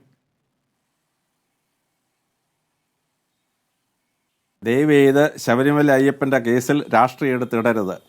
കഴിഞ്ഞ 65 വർഷമായിട്ട് കേരളം UDF ഭരിച്ചു, LDF ഭരിച്ചു, എല്ലാ BJP ഭരിച്ചു, എല്ലാ പാർട്ടിയും ഭരിച്ചു. അപ്പോൾ ശബരിമല ഡെവലപ്മെൻറ്റ് ഉണ്ടാകാത്ത കഴിഞ്ഞ 65 കൊല്ലം ഭരിച്ച എല്ലാ ഗവൺമെൻറ്റിൻ്റെയും ഉത്തരവാദിത്തമാണ്. കേന്ദ്ര ഗവൺമെൻറ് 47 വർഷം കോൺഗ്രസ് ഭരിച്ചു, 22 വർഷം BJP ഭരിച്ചു, 4 വർഷം സംയുക്ത വിധായകൾ ഭരിച്ചു. കേന്ദ്രം ശബരിമല ചെയ്യാത്തതിൻ്റെ കുറ്റം കഴിഞ്ഞ 77 വർഷം ഇന്ത്യ ഭരിച്ച എല്ലാ ഗവൺമെൻറ്റിൻ്റെയും എല്ലാ രാഷ്ട്രീയ കക്ഷിയുടെയും ബാധ്യമാണ്. അതുകൊണ്ട് ശൈവരെയും വൈഷ്ണവരെയും ശാക്തേയരെയും യോജിപ്പിച്ച അയ്യപ്പ സങ്കല്പം നമ്മൾ ചർച്ച ചെയ്യുമ്പോൾ അതിനകത്ത് ഒരു രാഷ്ട്രീയവും ദയവ് ഇടരുത്. അവതാരികയുടെ പേര് തന്നെ സ്മൃതി എന്നാണ്. കഴിഞ്ഞ 77 വർഷത്തെ സ്മൃതി നമുക്കുണ്ടാവണം ശബരിമലയുടെ കാര്യം ചർച്ച ചെയ്യുമ്പോൾ. ആ ശബരിമലയിൽ ഹൈക്കോടതി പറയുന്നതനുസരിച്ച് 50 പേരിലേക്ക് ഒതുക്കിയാൽ 90 ലക്ഷം പേരോടെ വരാമെന്ന് നമ്മളെ തടയും. അത് ഒരു കാരണവശാലും ഉണ്ടാവരുത്. അവർ വരാൻ വേണ്ടിയുള്ള സൗകര്യം ഒരുക്കുകയാണ് ചെയ്യേണ്ടത്. തന്നെയല്ല, ഇന്നലെ 1 ലക്ഷം വന്നുള്ളൂ. സാധാരണ നട തുറക്കുന്ന ദിവസം 50,000 55,000 ക്രോസ് ചെയ്യാറില്ല. ഇന്നലെ ഒരു 45,000 പേര് ക്രോസ് ചെയ്തു. അതുകൊണ്ടാണ് അത്രയും സങ്കല്പമുണ്ട്. പക്ഷേ അത് ഭംഗിയായിട്ട് പോലീസ് പരിഹരിച്ചു.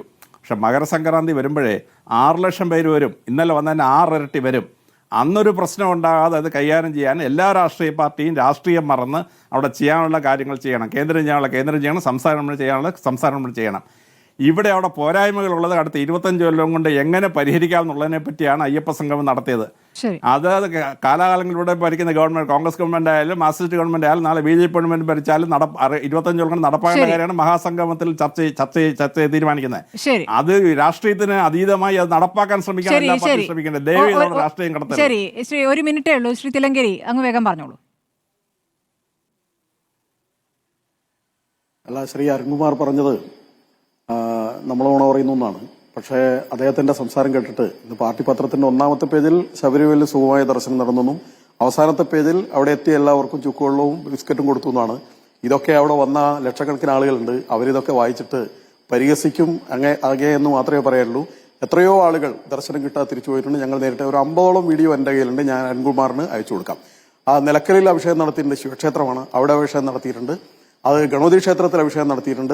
പന്തളത്ത് നിന്ന് കിട്ടിയവരനുസരിച്ച് 100 കണക്കിന് ആളുകൾ തിരിച്ചുപോയിട്ട് അവിടെ അഭിഷേകം നടത്തിയിട്ടുണ്ട്. പ്രശ്നം ഇനി വരാൻ പോകുന്നത് വെച്ചാൽ നിലക്കലിൽ വലിയൊരു പ്രശ്നം വരാൻ പോകുന്നത്. കാരണം പമ്പയിലെ സ്പോട്ട് ബുക്കിംഗ് ഇല്ലാതാക്കുകയും അത് നിലക്കലേക്ക് മാറ്റുകയും ചെയ്തിട്ടുണ്ട്. ഇന്ന് പോലെ നിലക്കലിൽ നിന്ന് സ്പോട്ട് ബുക്കിംഗ് എടുക്കുന്നത് അവിടെ ഒരു അടിസ്ഥാന സൗകര്യം ഏർപ്പെടുത്തിയിട്ടുള്ള വലിയ പ്രശ്നമാണ്. ശബരിമലയിൽ 1000 കക്കൂസുകൾ ഉണ്ട് എന്നാണ് പറഞ്ഞത്. അവിടെയുള്ള പോലീസുകാർക്കും ജീവനക്കാർക്കും മാത്രമുള്ള അക്കൂസാണുള്ളത്. അവിടെ ഒരു സവിശേഷമായ ഒരു സാഹചര്യം ഉണ്ട്. അതും കൂടി അരുൺകുമാർ മനസ്സിലാക്കണം. അത് പറഞ്ഞുകൊണ്ട് ഞാൻ അവസാനിപ്പിക്കാം. അതായത് ഉച്ചയ്ക്ക് ശേഷം വരുന്ന ഭക്തന്മാർക്ക് അഭിഷേകം ചെയ്യാനുള്ള സൗകര്യം പിറ്റേന്ന് രാവിലെ ഉള്ളൂ. അതുകൊണ്ട് ഭക്തന്മാർക്ക് അവിടെ നിന്നേ മതിയാവൂ. രാവിലെ 5 മണി മുതൽ 8 മണി വരെയും അതിനുശേഷം 2 മണിക്കൂർ മാത്രമേ അഭിഷേകമുള്ളൂ. ഉച്ചക്ക് മുമ്പ് അഭിഷേകം തീരും. പിന്നെ വരുന്ന 1 മണി മുതൽ പിന്നീട് വരുന്ന എല്ലാവർക്കും അഭിഷേകം ചെയ്യണം. പിറ്റേന്ന് വരെ നിന്നേ വരും. പമ്പയിൽ നിന്ന് 12 മണിക്കൂർ കഴിഞ്ഞിട്ടാണ് ക്യൂവിൽ നിന്ന് അവർ പുറത്തു കിടക്കുന്നത്. അവർക്ക് പ്രാഥമിക സൗകര്യം നിർവഹിക്കണ്ടേ? അവരവിടെ നിൽക്കുമ്പോൾ താമസിക്കുമ്പോൾ അവർക്ക് പ്രാഥമിക സൗകര്യം നിർവഹിക്കണ്ടേ? 50,000 പേരെങ്കിലും ചുരുങ്ങിയുണ്ടാവും. എത്ര ബാലിശമാണ് കാര്യങ്ങൾ എന്നുള്ളത് നമ്മൾ ചിന്തിച്ചു നോക്കണം. സങ്കീർണമായ സാഹചര്യമാണ്. അതെങ്ങനെ പരിഹരിക്കുമെന്നുള്ളതാണ് ഏറ്റവും പ്രധാനപ്പെട്ട ചോദ്യം. വളരെ നന്ദി advocate KS Arunkumar, Shri VR Anoop, Valsan Thillankeri, Alexander Jacob ചർച്ചയിൽ പങ്കെടുത്തതിന്.